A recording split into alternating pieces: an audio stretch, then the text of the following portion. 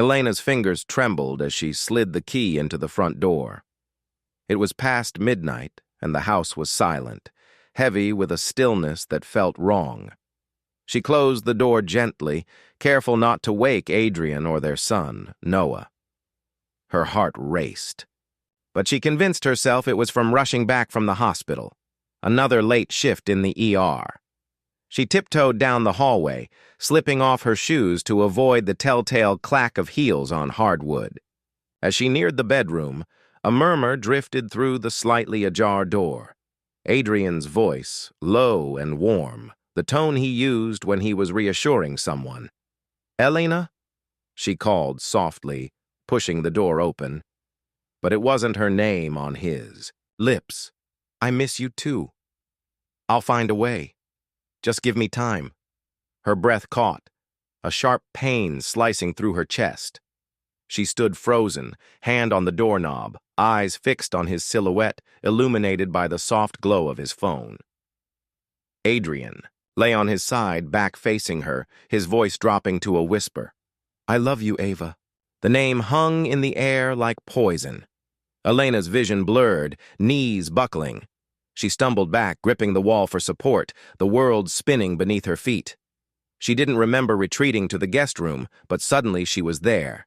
Door locked, body trembling as silent sobs racked her frame. Who was Ava? The question echoed in her mind over and over until exhaustion pulled her under. Chapter 2. Cracks in the foundation. Adrian's laughter filled the kitchen the next morning, light and easy. Elena watched him from the doorway, his hands working, deftly to flip pancakes. Noah giggling as his father made faces. He looked so normal. The man she married, the father of her child. Yet everything had changed. She walked in, plastering on a smile. "Morning." Adrian's face lit up. "Hey, babe. Breakfast's almost ready. You got in late last night." Her heart twisted at his casual tone, the ease with which he lied. "Yeah. Long shift."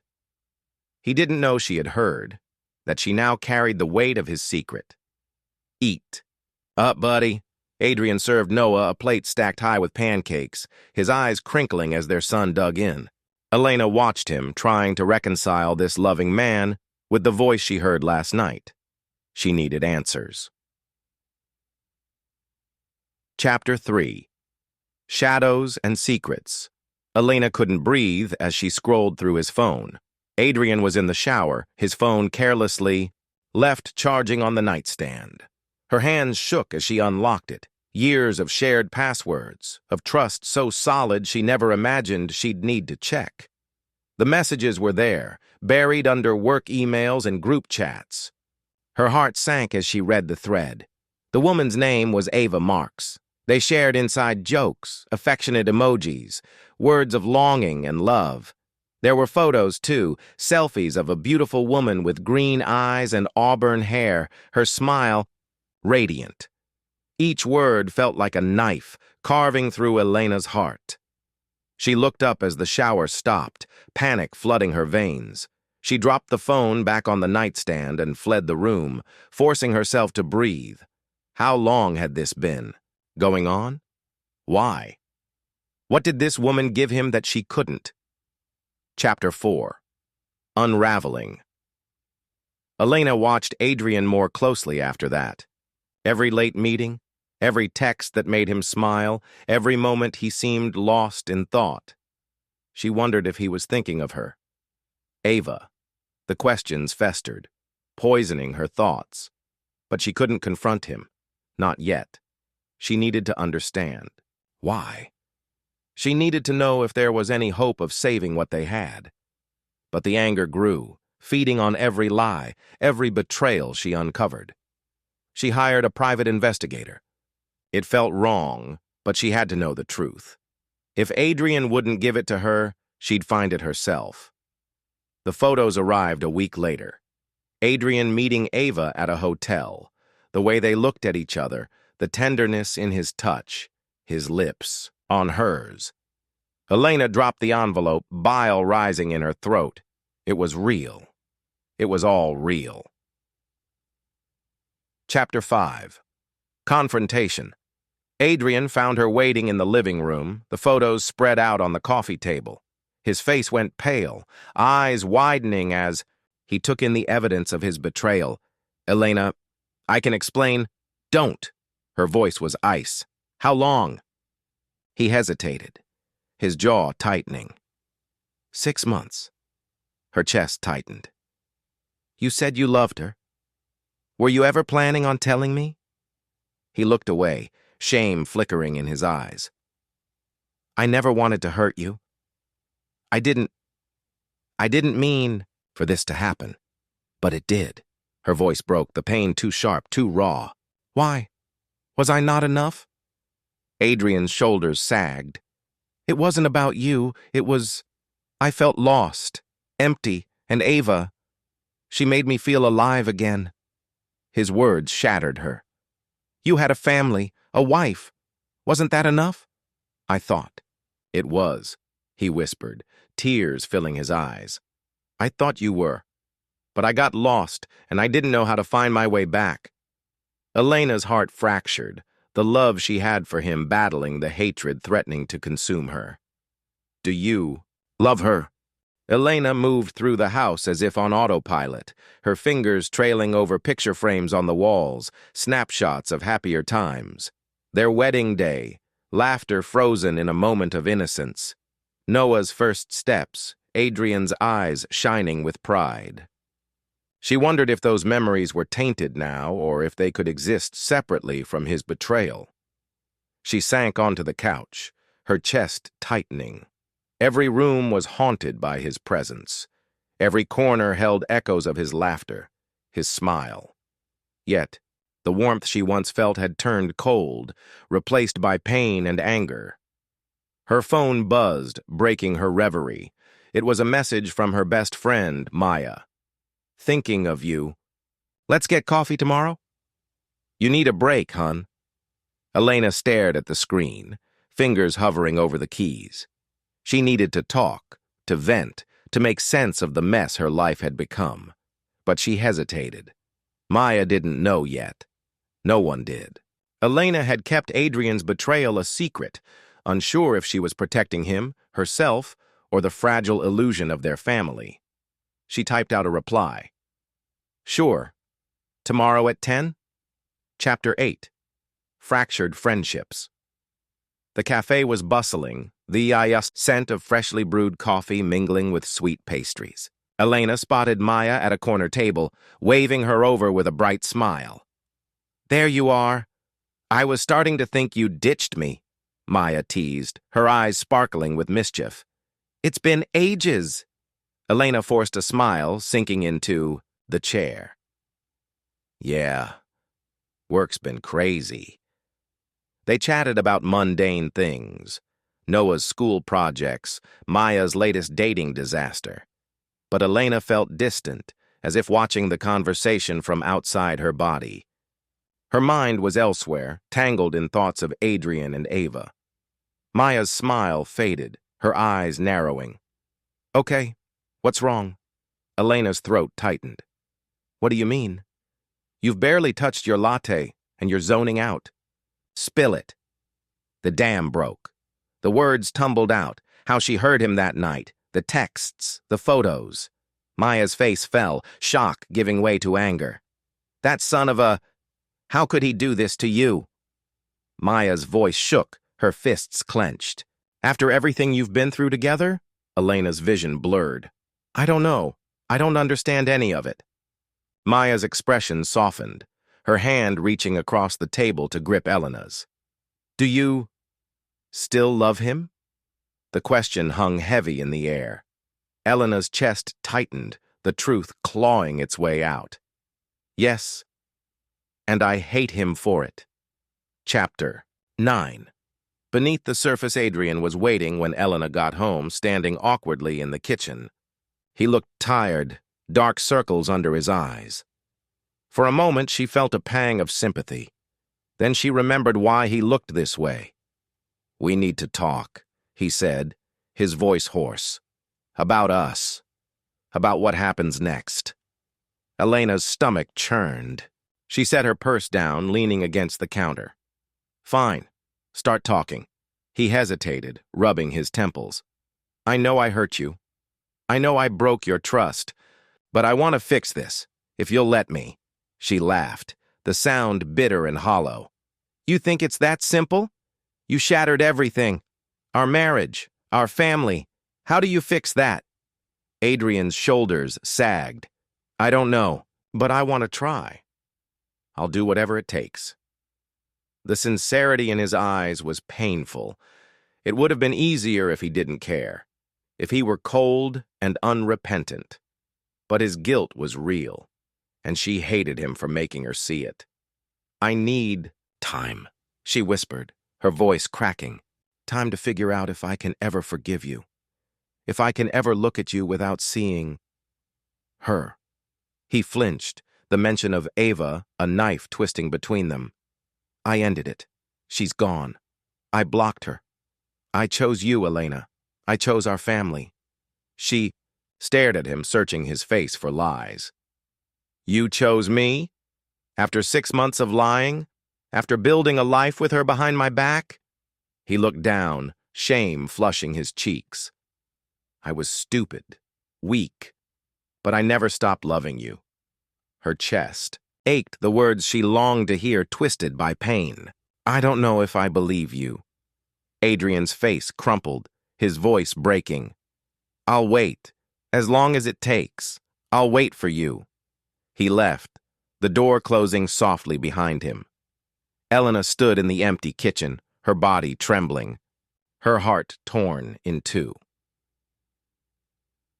Chapter 10.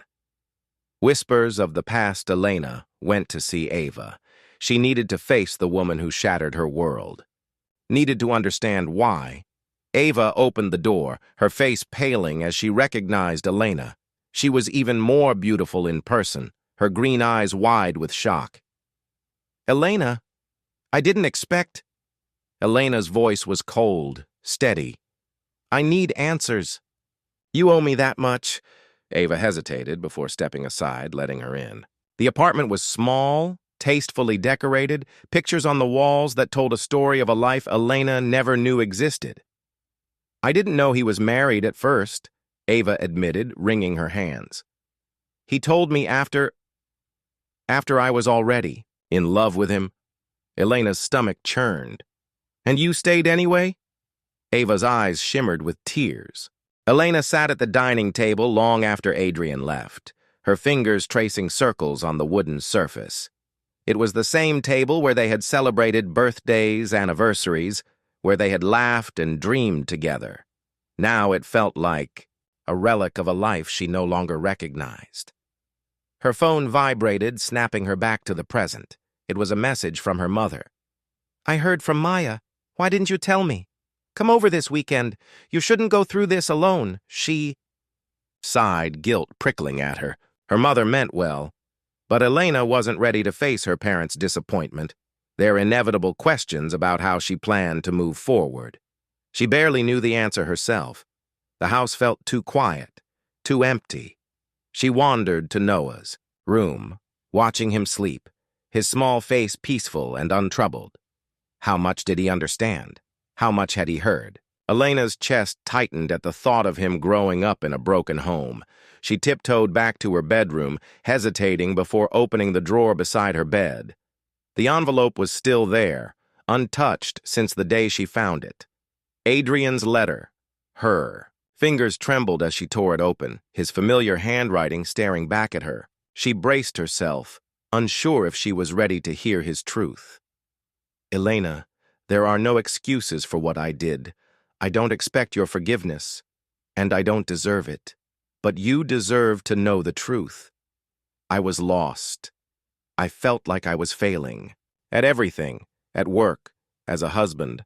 As a father. Ava. She was an escape. An illusion of who I wanted to be. But she was never you. I never stopped loving you. I never stopped needing you.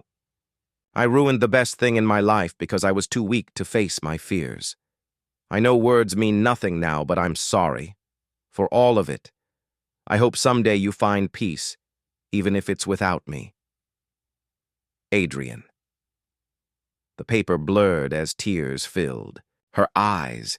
She wanted to scream, to rip the letter to shreds, to throw it at him and demand why she wasn't enough.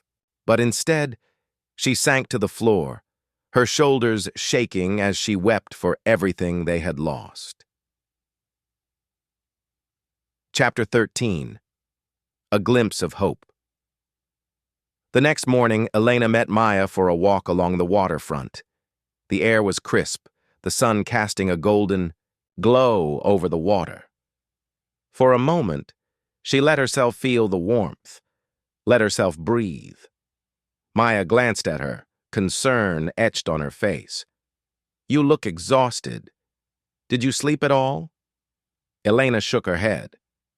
"I read his letter. It just broke me all over again." Maya's jaw tightened. "He doesn't deserve your tears." "I know. But I can't stop loving him. As much as I hate what he did, I can't let go of what we had." Maya's face softened, her arm wrapping around Elena's shoulders. "That doesn't make you weak. It makes you human." They walked in silence, the rhythmic crash of waves, soothing Elena's frayed nerves. After a while, Maya spoke again, her voice gentle. "Do you think you could ever forgive him?" Elena's chest tightened. "I don't know. I want to, for Noah's sake, but I can't forget." Maya nodded. "You don't have to decide now. Take it one day at a time, and whatever you choose, I'll be here." Elena smiled through her tears, grateful for her friend's unwavering support.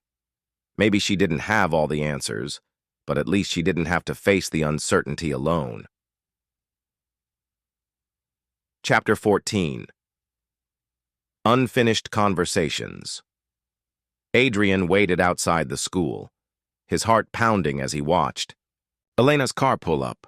She looked tired, shadows beneath her eyes, but she was still beautiful. Still the woman he had loved for over a decade.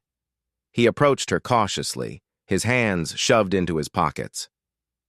"Hey, can we talk?" She hesitated, her posture stiffening. "Is this about Noah's schedule?" He shook his head, his eyes pleading. "No, it's about us." Elena's jaw tightened, her gaze drifting to the playground where Noah was laughing with his friends. "I don't know what else there is to say." "I read your letter," she continued, her voice strained. "I read every word, and I still don't understand how you could do this to us." His shoulders sagged. "I don't understand it either. I wish I could go back and undo everything. I hate myself for hurting you." She looked away, her eyes shimmering. "I hate you too, for destroying what we had.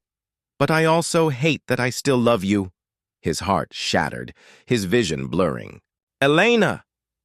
She held up a hand, her voice cracking. "I need time. I need space to figure out if we can ever rebuild what you broke. For now, I need to do this on my own." He nodded, his chest tightening. "I'll wait. I'll wait as long as you need." He watched her walk away, her shoulders trembling. He wanted to run after her, to beg for forgiveness, but he knew he had no right. Not yet. Chapter 15. The Road. Ahead winter turned to spring, the air growing warmer, the days longer. Elena took things one day at a time, navigating the pain, the anger, and the glimmers of hope. She focused on Noah, on rebuilding her own identity beyond being Adrian's wife. Respectful of, Elena stared at the phone, Adrian's number glowing on the screen. She hesitated before answering. "Hello?" His voice was soft, tentative. "Hey, I was wondering if I could take Noah to the park this weekend. Just the two of us." She paused, the familiar ache returning. "I think he'd like that." A silence hung between them, heavy with everything left unsaid. Adrian's voice wavered. How are you?" The question caught her off guard. She wanted to lie to say she was fine, but she was tired of pretending. I'm trying to be okay. Some days are easier than others. I miss you, he whispered, the rawness of his confession catching her off guard. Her throat tightened. She gripped the phone, steadying herself. I miss who we were. I do too. More than you know. His voice cracked, a painful reminder of the man she once trusted with everything. I can't go back to that, she said, her voice firmer than she felt. We can't pretend this didn't happen. I know, Adrian agreed. But I'm hoping maybe we can find a way forward, even if it's different than before. Elena's chest tightened. She wanted to believe him. She wanted to believe they could rebuild, that love could survive betrayal. But the pain was still too fresh, the scars too deep. I don't have an answer for you. Not yet. I'll wait, he promised. However long it takes. After they hung up, Elena stood by the window, her thoughts spiraling. Could she trust him again? Could they rebuild after so much had been shattered? She didn't know. But for the first time, in months, she felt a flicker of hope. Chapter 17. Fractured Truths. Few days later, Elena met Maya for coffee. They sat by the window of their favorite cafe, the city bustling outside. Maya leaned forward, her eyes serious. Are you really considering giving him another chance? Elena sipped her latte, her fingers trembling. I don't know. Sometimes I think I could forgive him. And then I remember what he did, and the anger comes back. Maya's jaw tightened. He betrayed you, Elena. He lied to your face for months. Don't let him off the hook just because he's saying the right things now. Elena's shoulders slumped. I'm not. But he's Noah's father, and he's trying to make things right. I can't ignore that. Maya sighed, her gaze softening. I get it. I do. But just be careful. Don't let him hurt you again. I won't, Elena promised, more to herself than to Maya. I won't make the same mistake twice. But even as she said the words, doubt gnawed at her. How could she protect herself from the man she once trusted with her heart? Chapter 18. Confronting the past. That evening, Adrian stood outside the front door, his hands stuffed in his pockets. Elena opened the door, her expression guarded. Come in, she said, stepping aside.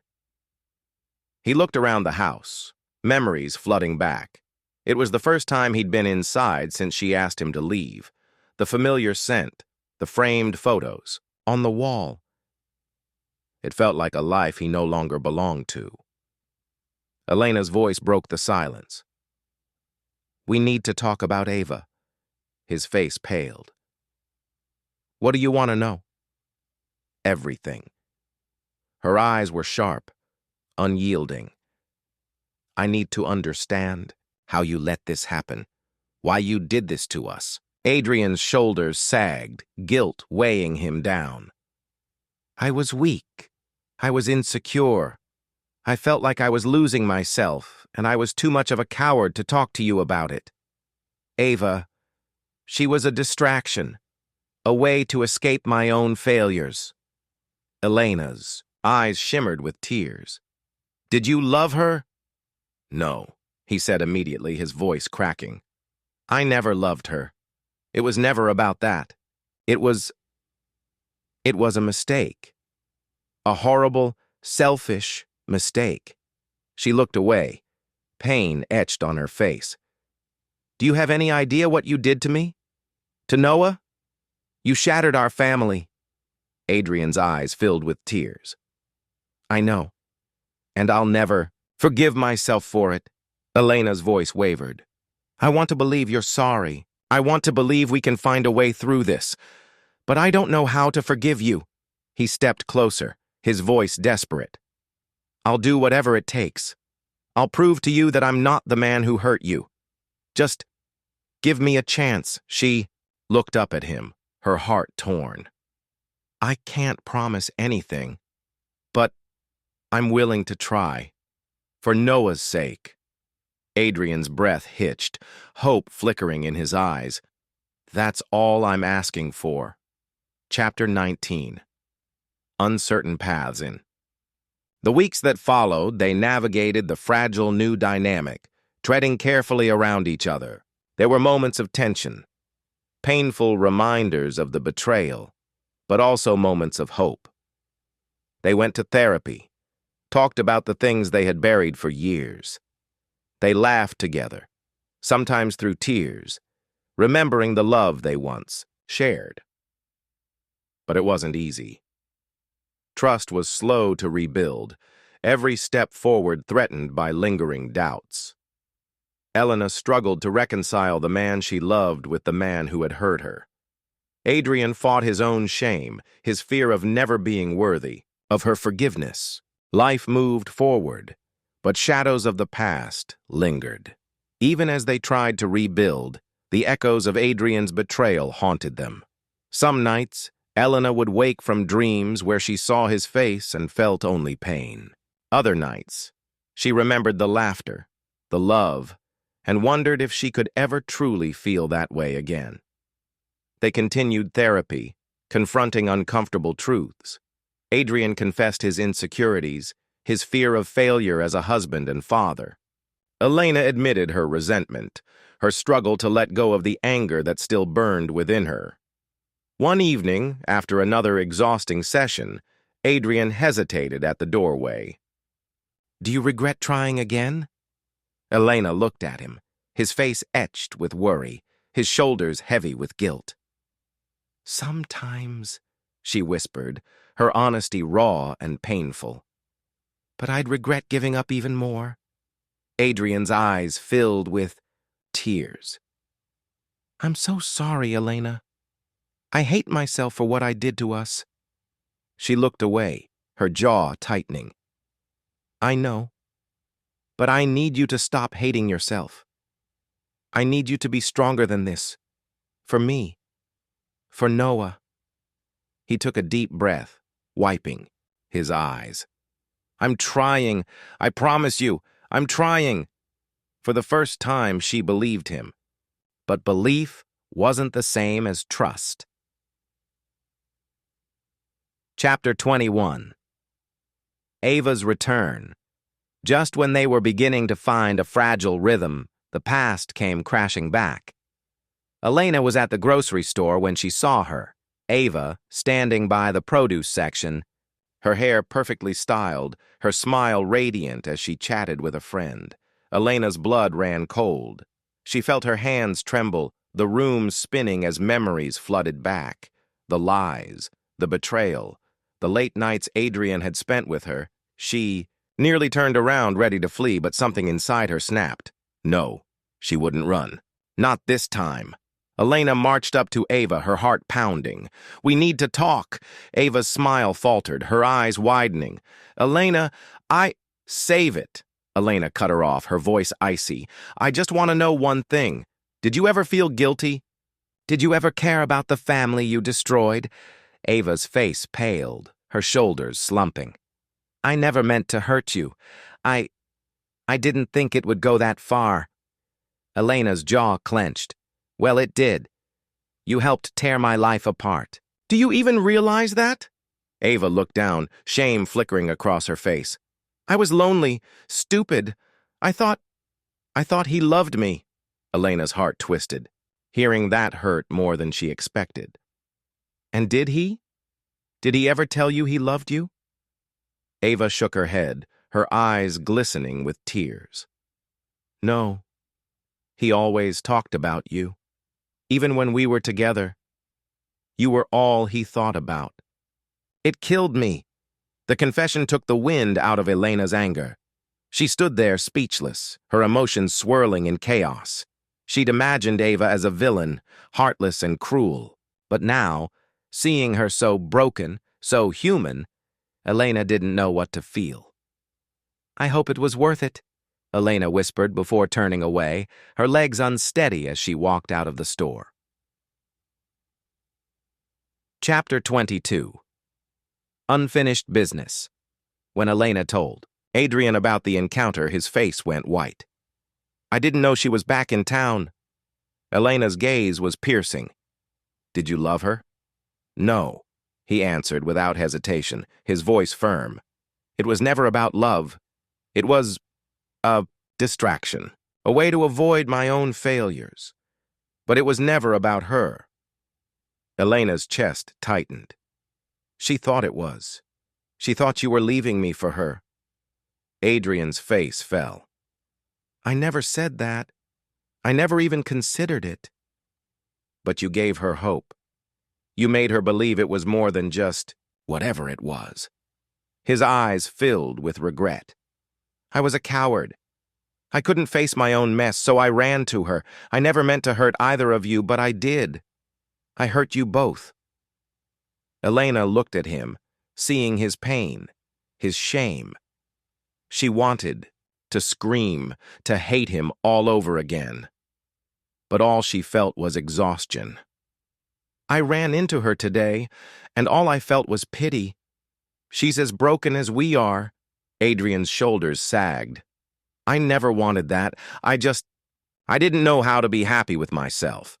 I took it out on us." They stood there, the weight of his confession sinking in. It didn't make the pain go away, but it was a step toward understanding, and maybe, someday, toward forgiveness. Chapter 23. Crossroads. A month later, Elena sat on the porch, watching the sunset paint the sky in shades of gold and pink. Adrian joined her, his presence quiet, respectful. "I've been thinking," she began, her voice steady, "about us, about the future." Adrian's face tightened, bracing himself. "Whatever you decide, I'll accept it." Elena looked at him, her heart aching. "I don't know if I can ever fully trust you again. But I also don't know if I'm ready to let go of everything we built, everything we dreamed of." His eyes shimmered with hope. "I'll keep fighting for us, for as long as it takes." She looked out at the horizon, her mind swirling with memories, both beautiful and heartbreaking. "I don't know how this ends. I don't know if we'll make it." The days grew longer, the chill of winter giving way to the gentle warmth of spring. It was a season of renewal, and in some ways, Elena and Adrian were learning to start over. But their steps were cautious, their words careful, as if the slightest misstep could shatter the fragile peace they were building. They focused on the small things: dinners at the kitchen table, walks with Noah in the park, conversations that started light and over time grew deeper. It was a tentative dance, neither wanting to push too far, too fast. One evening, while clearing the dishes, Adrian looked over at Elena. "I've been thinking, would you want to go away for a weekend? Just us. Somewhere quiet? Maybe try to remember what it's like to just be together?" Elena hesitated, her chest tightening.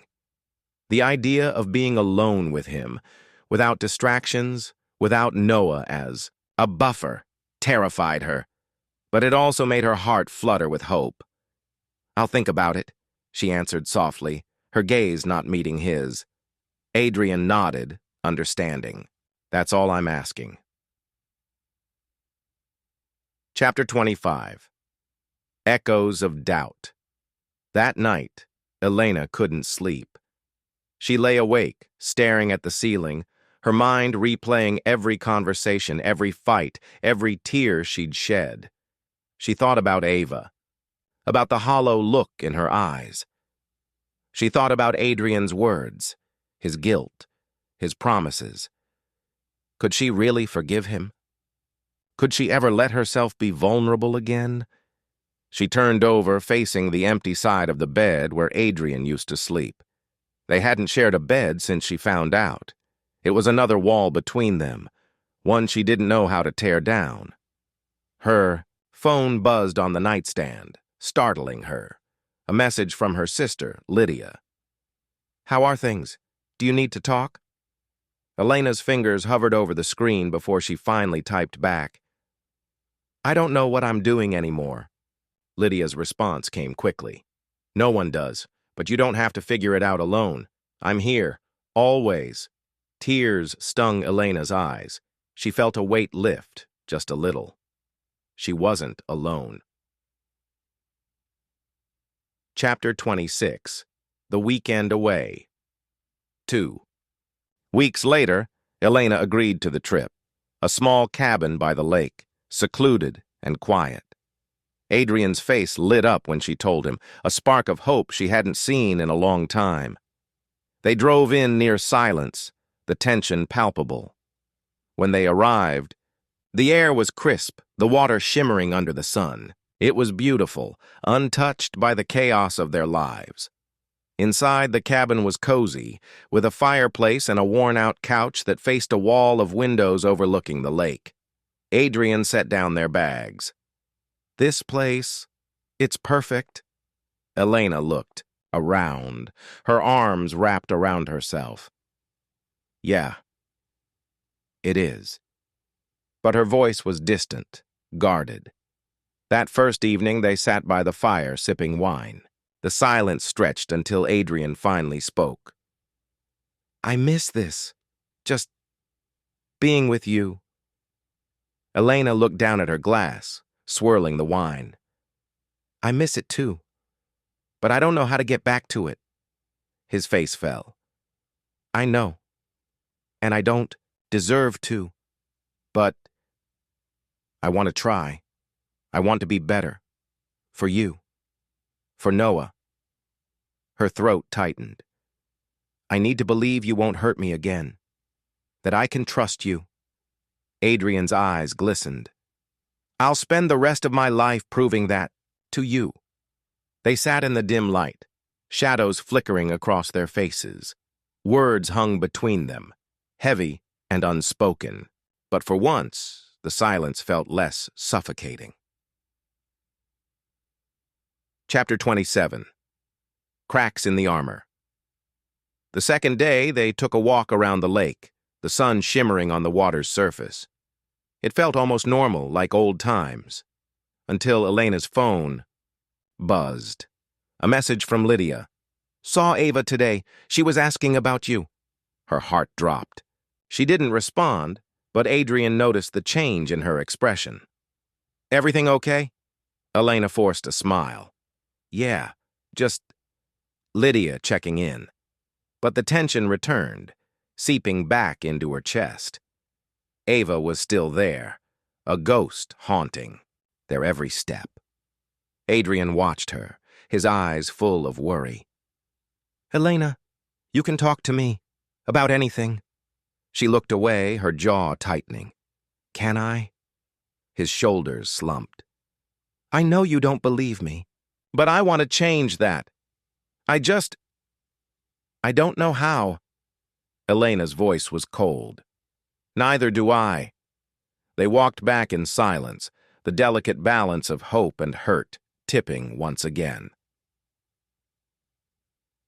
Chapter 28. An Uncertain Future.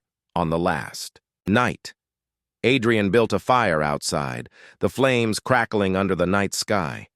They sat together, closer than they'd been in months, the air filled with the scent of burning wood. "I was thinking about the day we met," Adrian said, his voice soft. "You were so stubborn, refusing to give me your number." Elena laughed, a genuine sound that surprised them both. "You were insufferable, cocky and persistent." He grinned. "And you loved every minute of it." She rolled her eyes, but her smile lingered. "Maybe I did." For a moment, they were just Adrian and Elena again. Not broken, not wounded, just them. The drive back from the cabin was quiet but not cold. There were no harsh words, no heavy silences, just a delicate calm that neither wanted to break. When they arrived home, Noah ran to them, his eyes bright with excitement. "Mommy! Daddy! Did you bring me anything?" Adrian laughed, ruffling Noah's hair. "Just stories about a lake monster? You ready to hear about it?" Noah's eyes widened. "A monster? Really?" Elena watched them, her heart tightening. This was what she wanted, for Noah to have his father, for their family to feel whole. But it was hard to ignore the ache that lingered beneath her ribs. The doubt that shadowed every moment of peace. As she unpacked, her phone buzzed. Another message from Lydia. "Ava stopped by again. Said she wants to talk to you." Elena's hands trembled. Why couldn't Ava just leave them alone? Why did she keep pushing, even after all the damage she'd done? Elena. Adrian's voice pulled her from her thoughts. He stood in the doorway, his face soft with concern. "You okay?" She slid the phone into her pocket, forcing a smile. "Yeah, just tired." Adrian hesitated, his eyes lingering on her, but he didn't press. "I'll get dinner started." She watched him walk away, the guilt clawing at her. She wanted to trust him, to believe in the change she saw.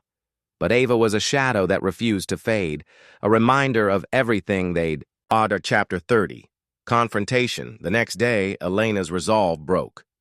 She drove to Ava's apartment, her heart racing. She needed answers, needed to end this once and for all. Ava looked surprised when she opened the door, her hair disheveled, her face pale. "Elena, I didn't think you'd come." Elena pushed, past her, stepping into the small, cluttered space. "Why won't you leave us alone?" Ava closed the door, her shoulders sagging. "I needed to see you. I needed closure." "Closure?" Elena's voice shook. "You ruined my life. You took everything from me and now you want closure?" Ava's eyes filled with tears. "I never meant to hurt you. I swear. I fell in love, and I hate myself for it." Elena's fists clenched. "Do you think that makes it better? That feeling guilty erases what you did?" "No." Ava's voice cracked. "But I needed you to know. I didn't do it to hurt you. I was lonely. I was stupid. And I lost everything because of it." Elena stared at her, searching for the woman who had once been her friend. But all she saw was a stranger, broken and lost. "I don't care about your excuses," Elena whispered. "I don't care how lonely you were. You betrayed me. You destroyed my marriage." Ava sank to the couch, her face buried in her hands. "I'm sorry. I know it doesn't fix anything. But I'm so sorry." Elena's chest tightened, the anger bubbling up. "You don't get to apologize. You don't get to feel better about this." She turned to leave, her hands shaking, but Ava's voice stopped her. "I'm moving away. I can't stay here. Not after everything. I thought you should know." Elena's heart skipped. "Where?" "Back to my parents' place. Out of state. I won't bother you again."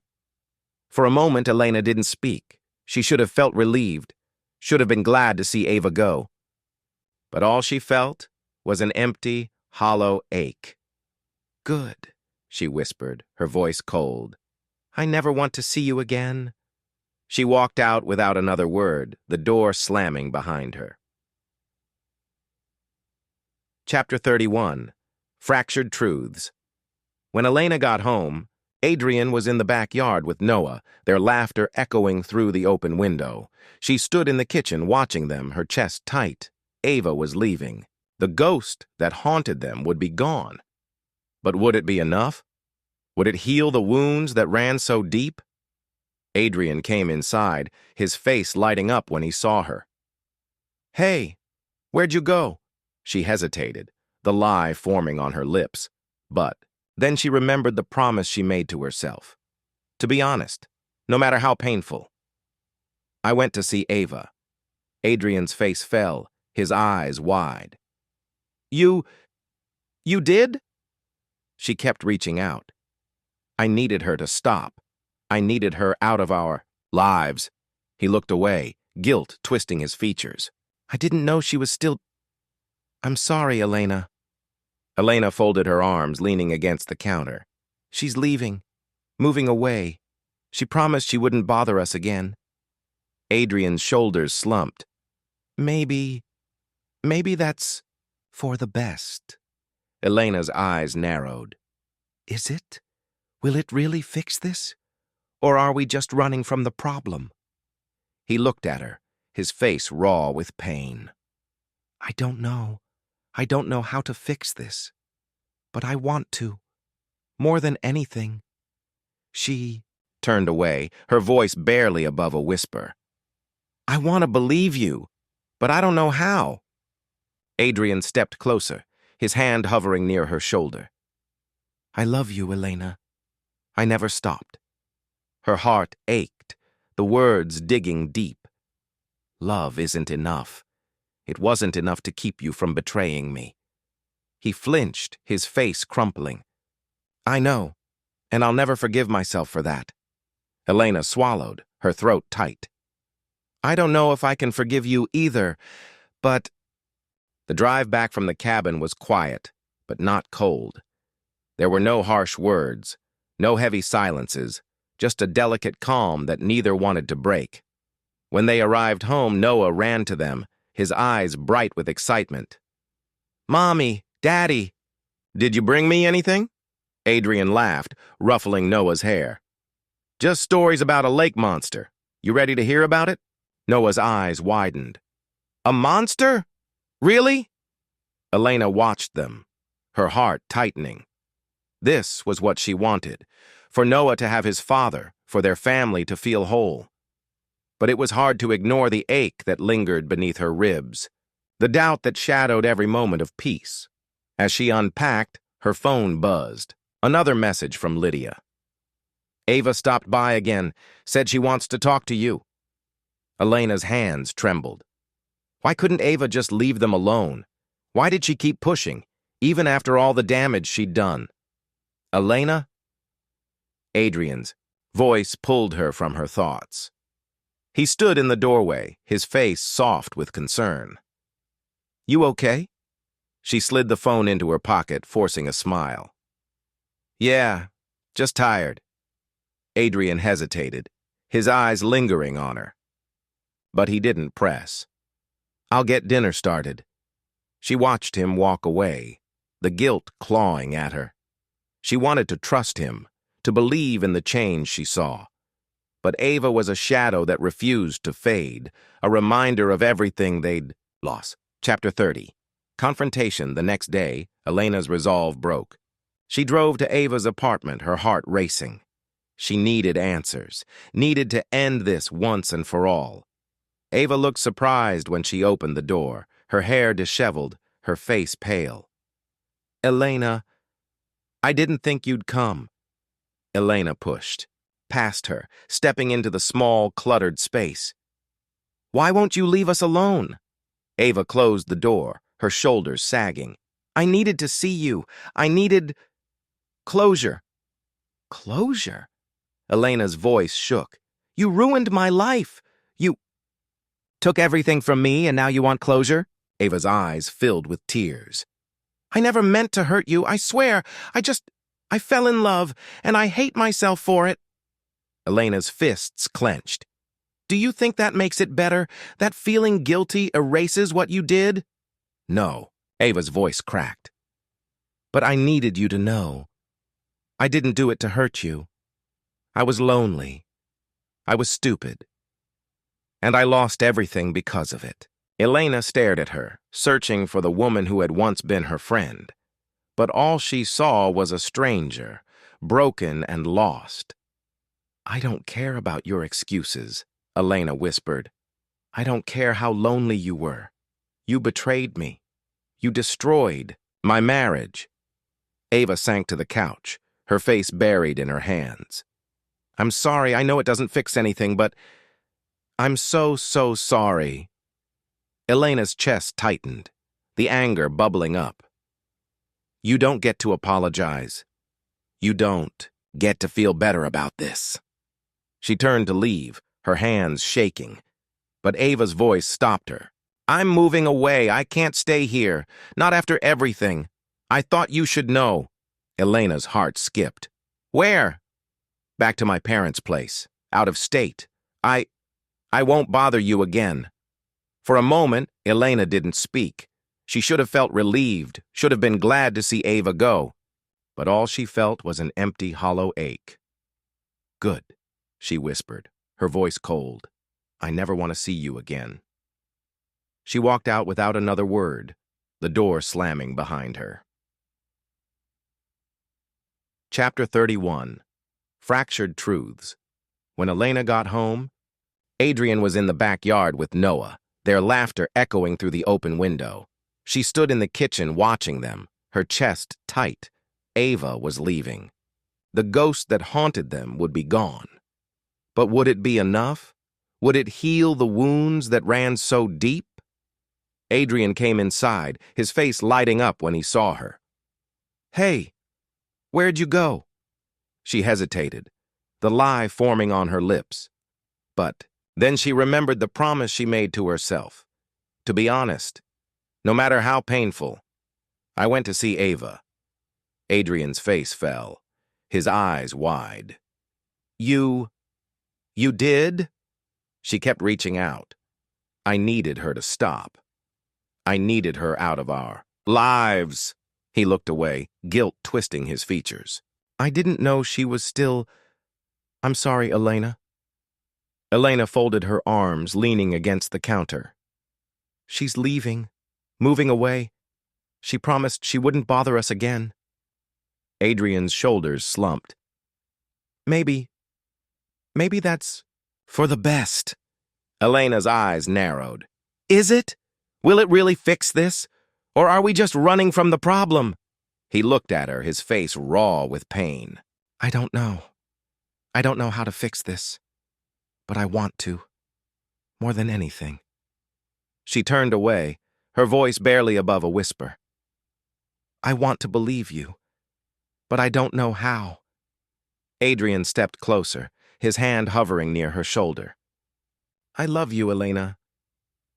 I never stopped. Her heart ached, the words digging deep. Love isn't enough. It wasn't enough to keep you from betraying me. He flinched, his face crumpling. I know, and I'll never forgive myself for that. Elena swallowed, her throat tight. The decision to try again didn't erase the pain. It didn't magically restore the trust that had been shattered. But it gave them a direction, a fragile hope that maybe, just maybe, they could rebuild. Elena found herself caught between forgiveness and resentment. There were days when she could look at Adrian without seeing her betrayal reflected back at her. Days when they laughed together, when she felt that glimmer of what they used to be. But then there were nights when she'd wake up gasping, the image of him with Sophia haunting her dreams. She'd sit alone in the dark, choking on the bitterness that refused to fade.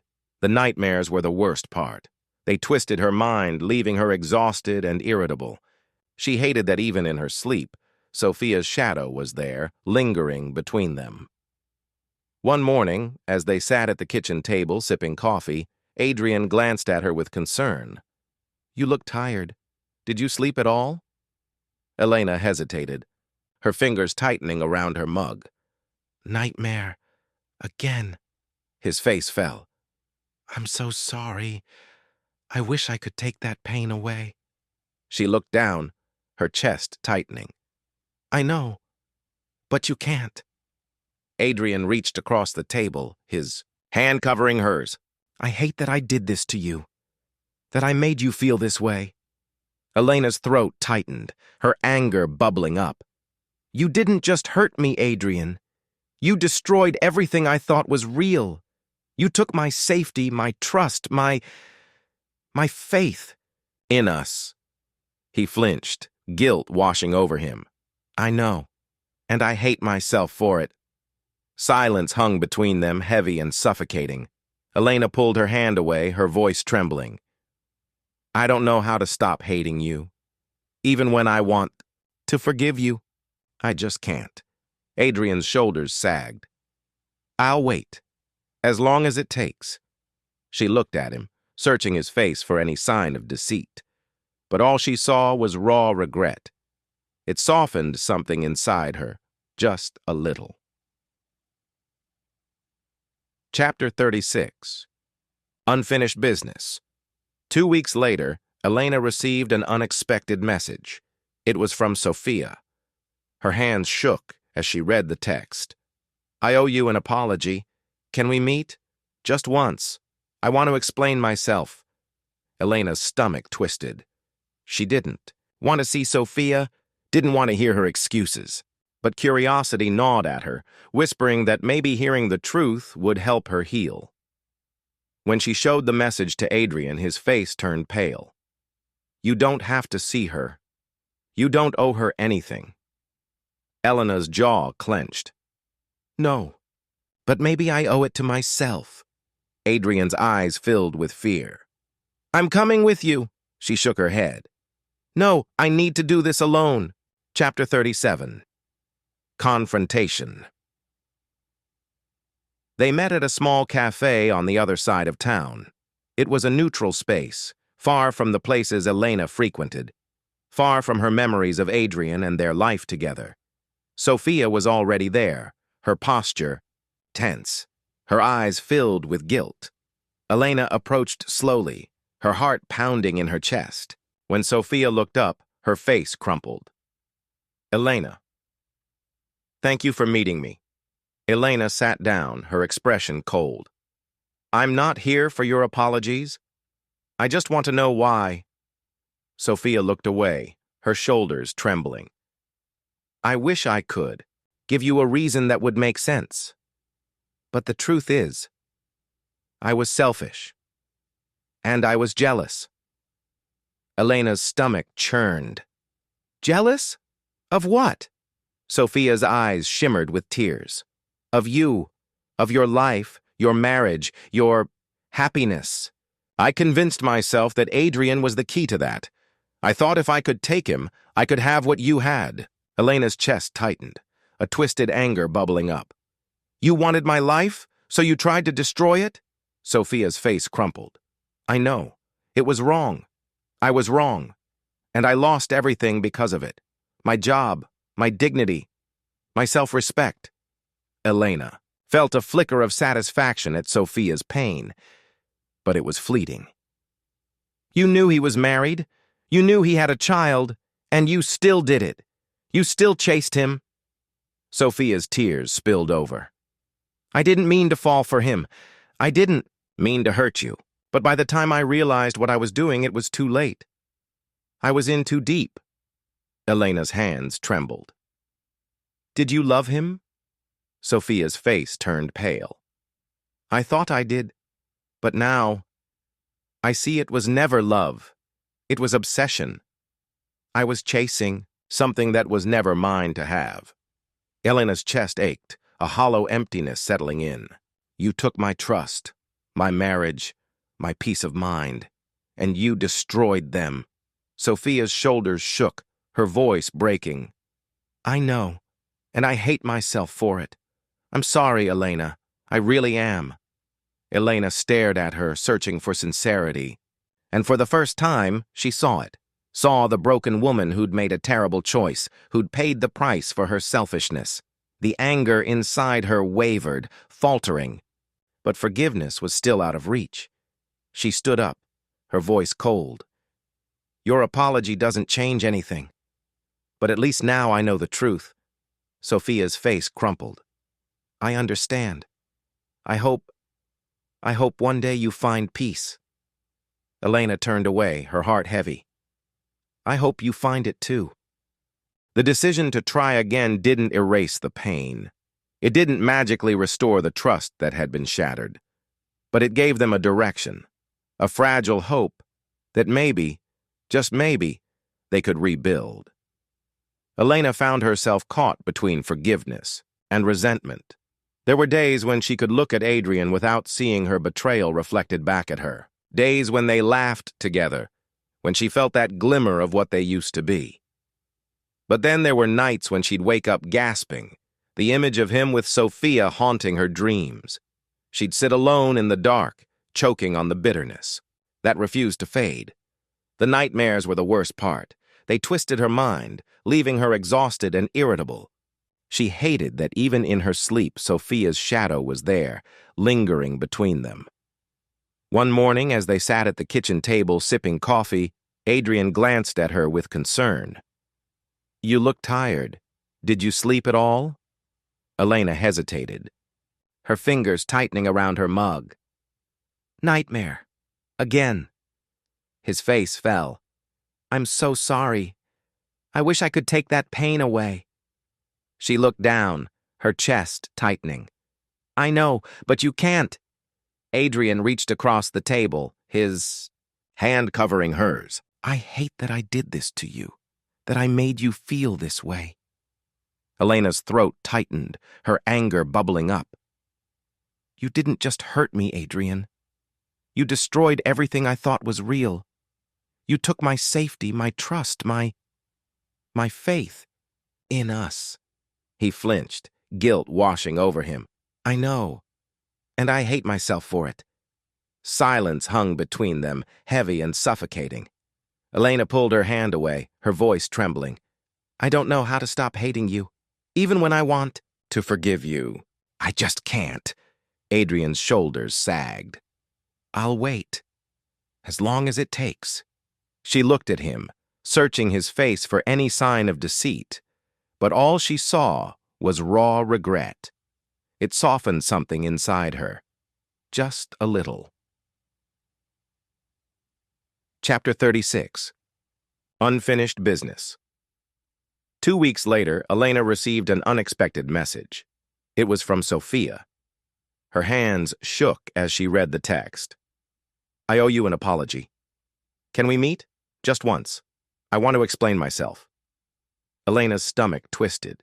She didn't want to see Sophia, didn't want to hear her excuses. But curiosity gnawed at her, whispering that maybe hearing the truth would help her heal. When she showed the message to Adrian, his face turned pale.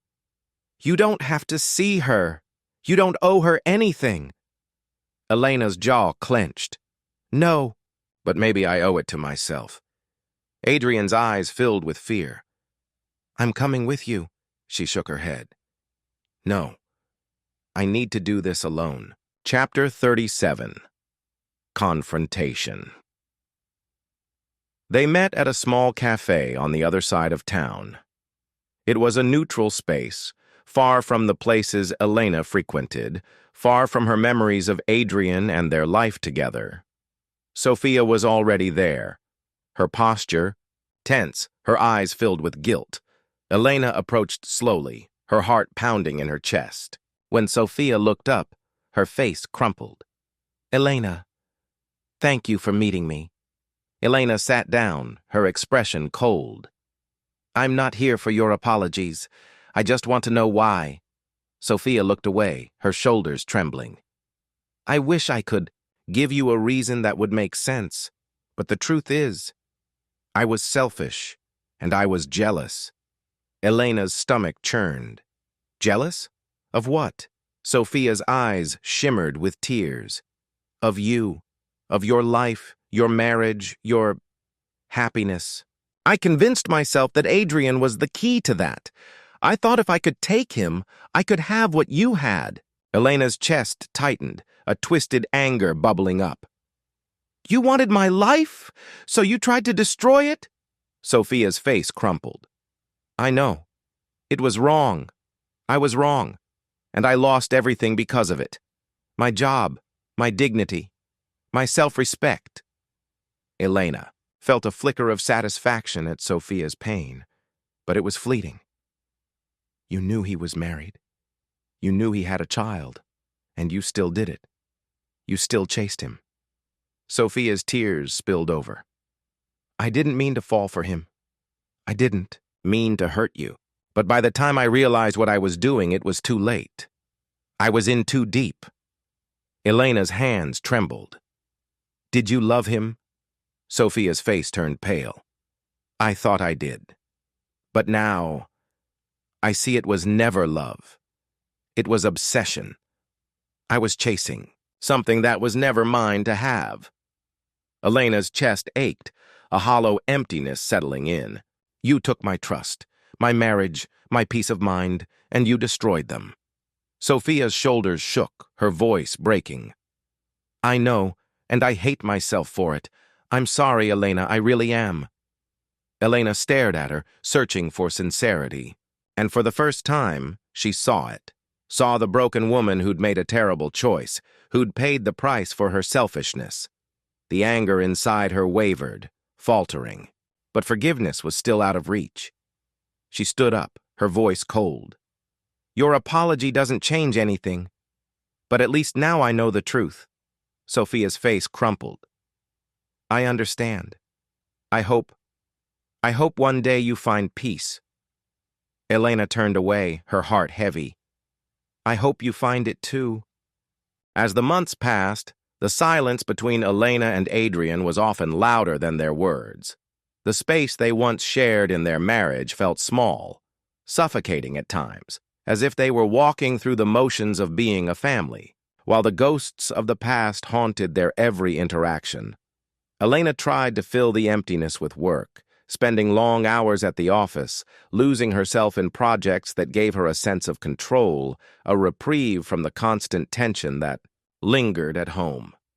She had always been driven, but now it felt like a shield, an armor to protect her from facing the mess of her own emotions. Adrian, too, buried himself in work, in the hopes of proving his worth. But every day he wondered if it was enough. Wondered if the small steps they took forward were enough to outweigh the years of damage. They spoke less at dinner, their conversations reduced to polite exchanges about the weather or their daughter's school events. They were still partners in parenting, still united by the responsibilities they shared, but the intimacy, the connection, had slipped through their fingers like sand. One evening, after tucking their daughter in bed, Adrian sat on the couch, staring at the TV but not really watching. Elena, perched at the edge of the chair across from him, could feel the weight of his gaze on her. It wasn't accusatory, but filled with an unspoken question. I'm sorry, he said, his voice raw, thick with emotion. Elena turned to face him, her heart skipping a beat. For what? He looked down at his hands, his fingers fidgeting, nervously. For not being enough, for breaking you. Her chest tightened, a lump forming in her throat. She had wanted him to say that, wanted him to understand, but hearing it made the pain resurface, made her wonder if she could ever get past the hurt. Adrian, her voice trembled. I don't know if I can forgive you. I want to, but I don't know if I can. He nodded slowly, the weight of her words sinking in. I understand. There was a long pause, the air thick with unspoken truths. Finally, he spoke again, his voice quieter this time. I'll keep trying, Elena, for as long as you need me to. But I can't change the past. I know, she whispered, her heart torn between the desire to hold on and the fear of being hurt again. She looked down at her hands, her palms, open as if asking for something she couldn't quite name. I want to believe in us, she said softly. But every time I think we're making progress, something comes up and it all feels like it's falling apart again. Adrian's eyes searched hers, filled with a desperation to fix it all. Then let's not make any promises we can't keep. Let's take it one day at a time. Is that all we have left? She asked, a trace of bitterness creeping into her voice. He didn't answer right away. Instead, he stood up and walked over to her, kneeling in front of her so that they were eye level. His hand gently cupped her cheek, his thumb brushing away a tear she hadn't realized had fallen. Maybe it's all we need, he said, his voice a quiet plea. She stared into his eyes, seeing the pain, the regret, but also something else, an unwavering commitment. It wasn't enough to erase the past, but it was something, a thread of hope that they could rebuild. slowly, painfully, but still rebuild. I don't know if I can let go of the hurt, Elena admitted, her voice barely a whisper. Adrian's lips trembled. And I don't know if I can make it go away, but I can try. I'll try every day. She closed her eyes, letting the moment hang between them, feeling the weight of the silence and the truth that neither of them had the answers. The trust they'd built had been shattered, but in its place, something new was starting to grow. Something fragile, something they both knew could break at any moment. But it was theirs to tend to, for better or worse. Chapter 45. The echo of choices as the seasons changed, so did the rhythm of their life together. Elena still wore her scars, though she hid them better than before. Adrian, too, was a changed man, more aware of his own vulnerabilities, his own flaws. They moved through their days with cautious optimism, afraid to look too far ahead, but unwilling to go backward. Their daughter, Emma, was the only constant, the light that pulled them forward, that gave them something concrete to fight for. The laughter she brought into their home was the balm that softened the sharp edges of their fractured relationship. In those moments, it almost felt like they were a family again. The love they had for their child a bridge between them. But even with that, there was always the question hanging in the air. Could they survive this? One night, months after the confrontation with Sophia, Elena found herself sitting on their back porch, the cool evening air wrapping around her like a blanket. Adrian joined her, sitting beside her without speaking, as if he too was waiting for something, an answer, a sign. Weeks passed and the steady rhythm of their lives continued, punctuated by moments of joy and frustration, small victories and setbacks. Elena and Adrian found themselves caught in a delicate dance, a balance between the desire to rebuild their marriage and the reality of the cracks that had formed. It wasn't perfect. It never could be. But as time wore on, they began to understand that perfection was an illusion, that relationships were built not on flawless moments, but on the way they survived the imperfect ones. One evening after dinner, as they sat on the couch, Emma's soft snores coming from the room down the hall, Elena spoke up. "Adrian, do you ever wonder if we're just pretending?" she asked, her voice low, tinged with uncertainty. He turned to her, his face a mixture of confusion and understanding. "Pretending what?" "Pretending like everything is okay," she said, her gaze focused on the flickering light of the lamp beside them. "Like we're not both just waiting for it all to fall apart again." He swallowed, a knot forming in his throat. I think we're trying to build something real again. We're trying, even if it's hard. But pretending, I don't know. Maybe that's the part that's still uncertain." Her eyes met his, searching for some semblance of the man she had married, the man who had once been her partner in everything. "I want to believe that. I really do. But sometimes it feels like we're stuck in this limbo. Like I'm not sure if we're moving forward or if we're just drifting." He took a deep breath, feeling the weight of her words. He had thought about it too. The sense that maybe they were trapped in their own history, unable to break free. But he hadn't known how to voice it, hadn't known how to ask her if she felt the same. "I know," he said finally, his voice soft but resolute. "I feel it too. But I'm not ready to let go of us. I can't just walk away from everything we've built, from everything we've fought through." "I don't want to walk away either," she said, her voice trembling slightly.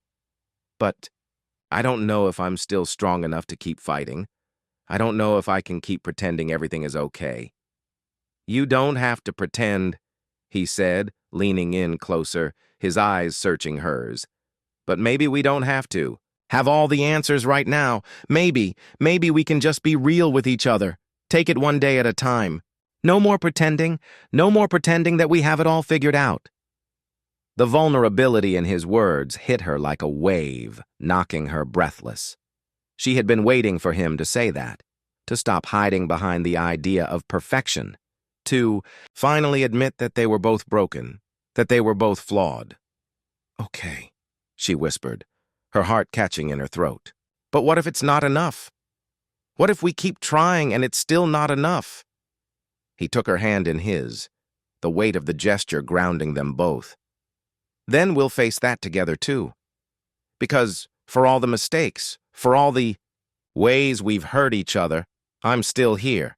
And I think you're still here too.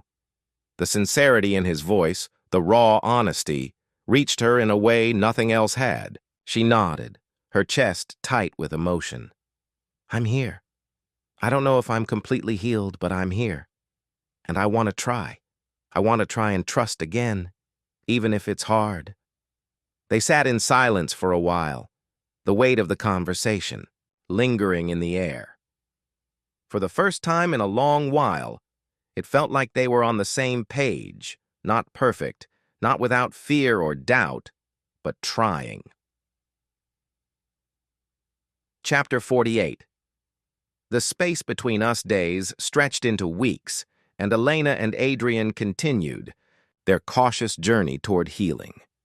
Their relationship, once fractured and raw, began to take on a different shape. Not a perfect one, but a new one, built on the foundations of honesty, vulnerability, and the willingness to face their own flaws.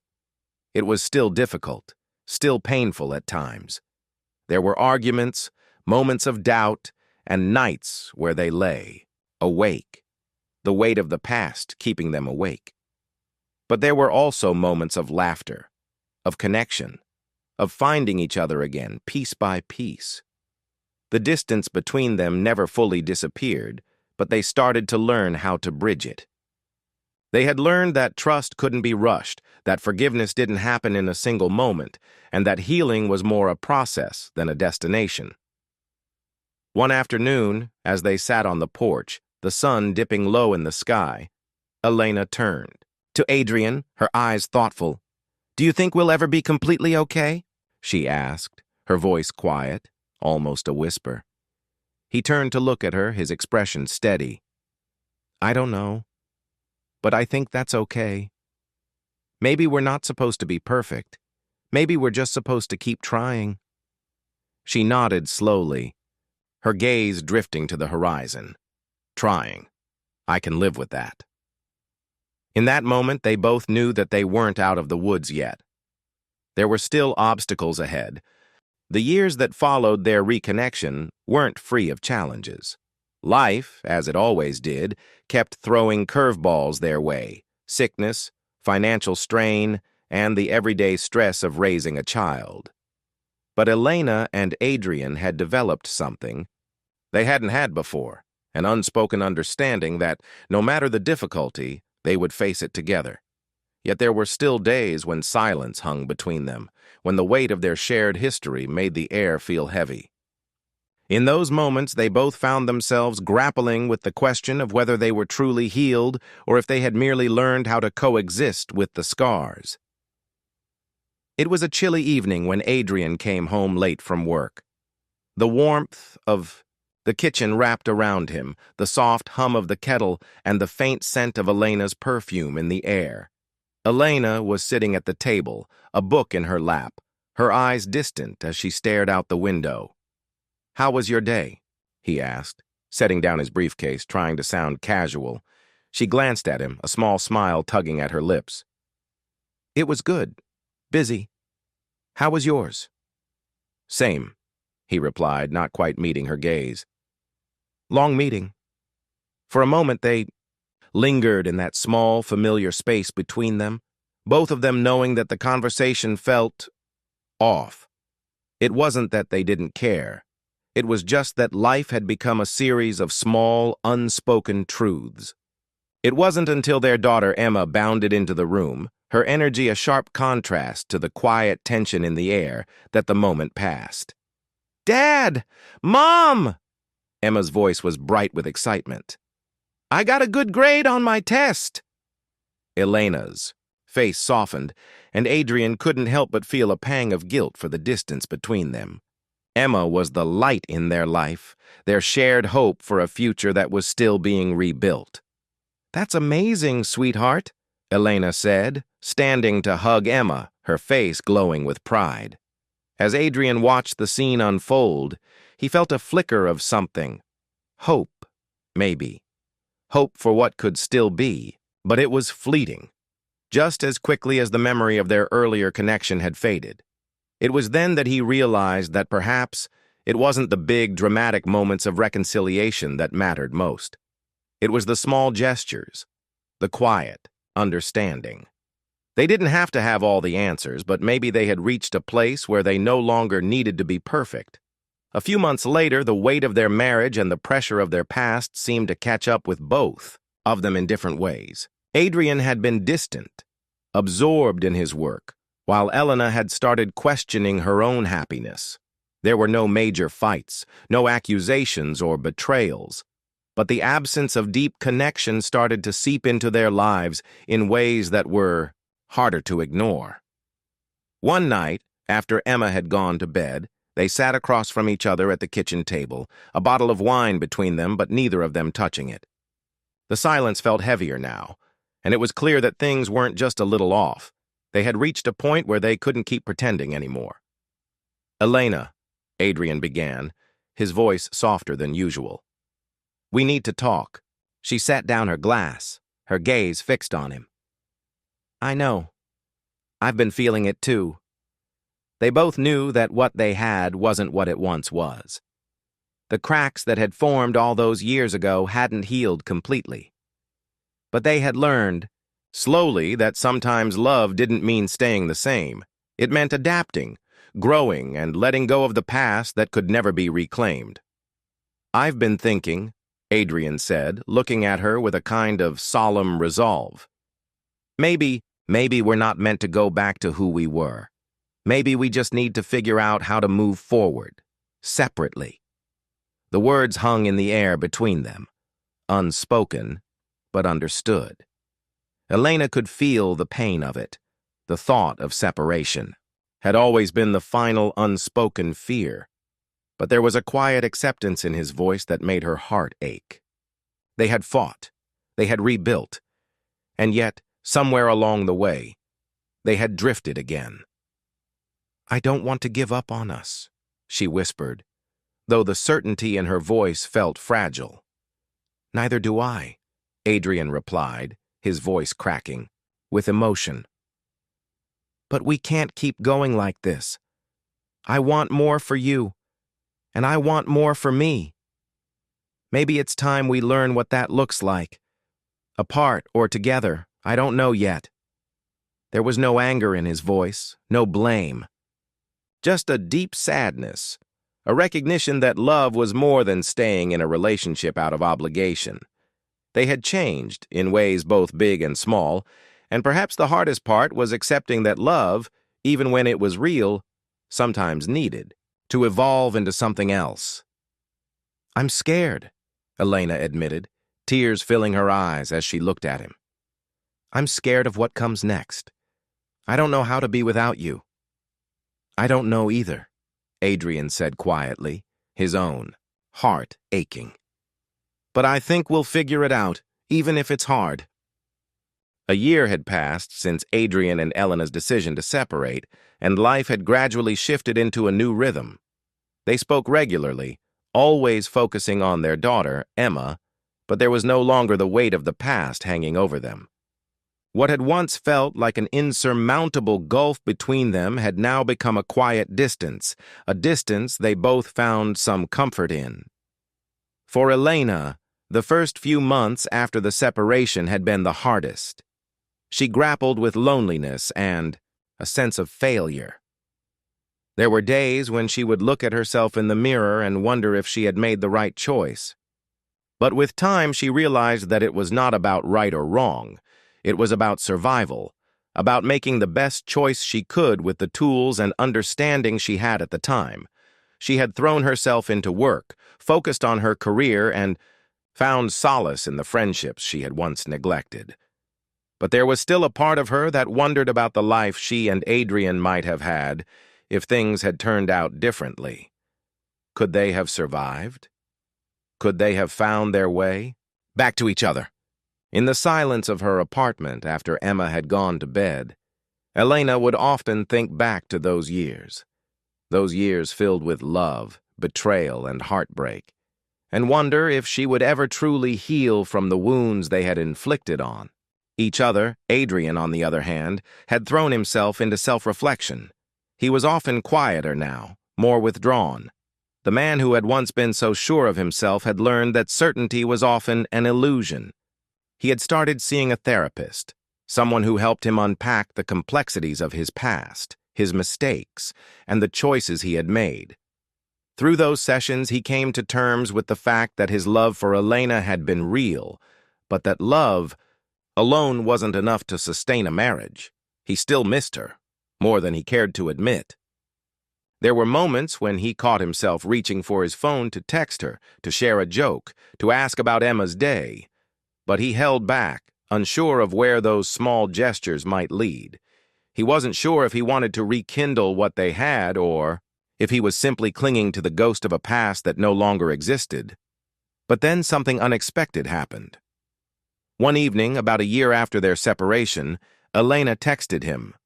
Just a simple message. "Can we talk?" Adrian felt a jolt of anxiety in his chest. It had been weeks since they had really sat down to have an honest conversation. The small exchanges about Emma's school, her activities, and the occasional updates about their lives had become the norm.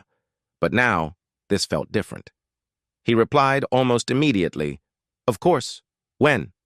They agreed to meet at a small cafe halfway between their homes, a neutral place that didn't hold any of the emotional baggage of their old apartment.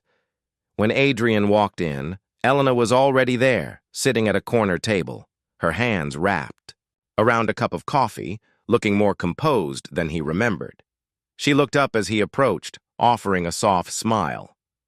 It wasn't the smile of the woman he had known, full of warmth and affection, but it wasn't cold either. It was cautious, as if she too was unsure of how to proceed. "Hey," he said, taking a seat across from her. "You okay?" "I'm good," she replied, her voice steady, but he could hear the underlying tension. "I've been thinking about us." He nodded, trying to keep his emotions in check. The moment felt significant, but he wasn't sure where it was leading. "Me too," he admitted, his eyes meeting hers. "I think about us a lot. What went wrong? What could have been? I think we both know that we can't change the past," Elena said, her gaze dropping to her cup. "But we can learn from it, right?" Adrian leaned back in his chair, watching her. There was a subtle change in her tone, something he hadn't heard before. Maybe even something he hadn't allowed himself to hope for. Was this the beginning of some kind of reconciliation? Or was it just another round of closure? "I've been thinking about forgiveness," she continued, her voice quieter now. "Not just for you, but for myself, too." "Forgiveness," Adrian repeated, feeling a lump form in his throat. He hadn't expected this, not like this. It wasn't easy, hearing her say that word, because for so long he had thought that forgiveness was something that would never come. Not for his mistakes, not for the betrayal. But here it was, sitting between them, in the space that they had once occupied together. I think I've been holding on to anger for too long," Elena said, her eyes meeting his again, more firmly this time. "I don't want that anymore. Not for me, and not for Emma." Adrian was silent for a long moment, processing her words, feeling the weight of everything they had been through. In that quiet, there was a shift, something tentative, but real. "Don't think I ever really knew how to forgive myself," he said finally, his voice barely above a whisper. The days following their conversation felt strange, like stepping out of an old life into an uncertain one. Both Adrian and Elena returned to their routines, Adrian to his therapy sessions, Elena to her work. But there was something different in the air, a shift, a crack in the armor of their past. Neither of them was ready to make grand promises, but they both sensed that something had started to heal, even if just a little. It wasn't easy. It never would be. But they had taken a step, and that step had started to loosen the grip of resentment, the heavy cloak of regret that had shadowed their every interaction for so long. There were still moments when Adrian would wake up in the middle of the night, his mind racing with the ghosts of their marriage, the hurtful words, the betrayals. And Elena, too, would find herself staring into the distance, wondering if she could ever trust again, not just him, but herself. But they were learning, slowly, tentatively. It was a month after their cafe meeting when the real test came, Emma's birthday. Elena had arranged a small party at the park, a simple gathering of friends, family, and a few schoolmates. Adrian had been invited, of course. But he wasn't sure how it would feel, being in the same space again. How would they navigate this new dynamic? Would it be awkward, strained, or could they actually pull off a semblance of civility for Emma's sake? He arrived early, hoping to avoid any awkwardness, and found Elena sitting on a bench near the playground, watching Emma run around with her friends. The sun was shining, the air was warm, and for a brief moment it almost felt like old times. Like they could just slip back into the rhythm of their family. "Hey," Adrian said softly, walking up to her. Elena glanced up, her lips curving into a tentative smile. "Hi. Everything's going well?" He looked over at Emma, who was chasing a balloon across the grass, laughing with unbridled joy. "Yeah," Elena said, her voice carrying a warmth that felt real. "It's good. She's happy." Adrian sat down next to her, careful to keep a respectful distance, but close enough to feel like part of the scene. "She's growing up fast." "Yeah." Elena chuckled, her eyes never leaving Emma. "Too fast." They both watched their daughter for a few moments, and for the first time in a long time, Adrian didn't feel the usual tension between them. It was as if they had found a quiet understanding, a space where the past wasn't allowed to overshadow the present. "Do you want to help me with the cake later?" Elena asked, turning to him. Adrian looked at her, caught off guard by the question. A part of him had expected to be kept at a distance, just a visitor in this moment of Emma's life. But the invitation hung in the air, and something in him, maybe the part that still cared for her, wanted to say yes. "Sure," he said, nodding. "I can do that." They stood together, a small, fragile moment of cooperation. For Emma, for the family they had tried and failed to build. But here, in this moment, they were trying again, even if it was just in the smallest of ways.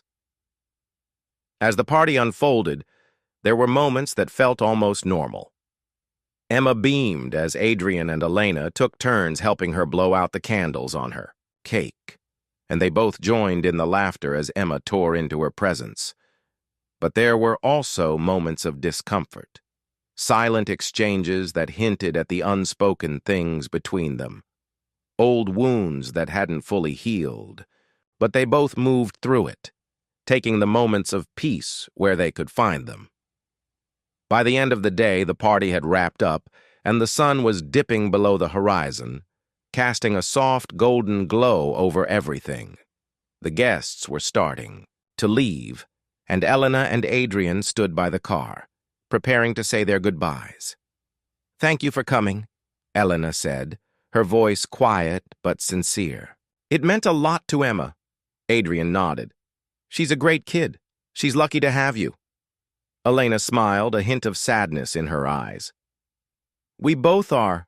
For a moment, neither of them spoke. They stood there side by side, facing an uncertain future. But in that silence, there was a quiet acknowledgement of what they had lost, of what they still might lose, but also of what they had somehow found again, a sliver of peace. Adrian hesitated for a moment, then said, Maybe, maybe we could try again, at least for Emma's sake. I don't know what that would look like yet, but Elena turned to him, her gaze soft but guarded. I don't know, Adrian. I don't know if we're ready for that yet, but I'm starting to believe that there's something worth rebuilding here. Maybe not us, not yet, but maybe something. He didn't push her. He couldn't. But her words, faint as they were, gave him a flicker of hope he hadn't dared to feel in a long time. They shared one final look before Elena slid into the driver's seat of her car and waved goodbye. Adrian stood there watching her go. The weeks following Emma's birthday party felt like an echo of the past, familiar in some ways, unsettling in others. Adrian and Elena didn't see each other as much, but the moments when they did were filled with a strange kind of truce. Neither of them could ignore the weight of everything that had happened between them, but they were learning to coexist in the aftermath. They were both trying, but trying in different ways, unsure whether they were rebuilding or simply postponing the inevitable. Adrian had returned to his therapy sessions with a new sense of urgency. He couldn't keep pretending that everything was fine, that the wounds of betrayal didn't run deep.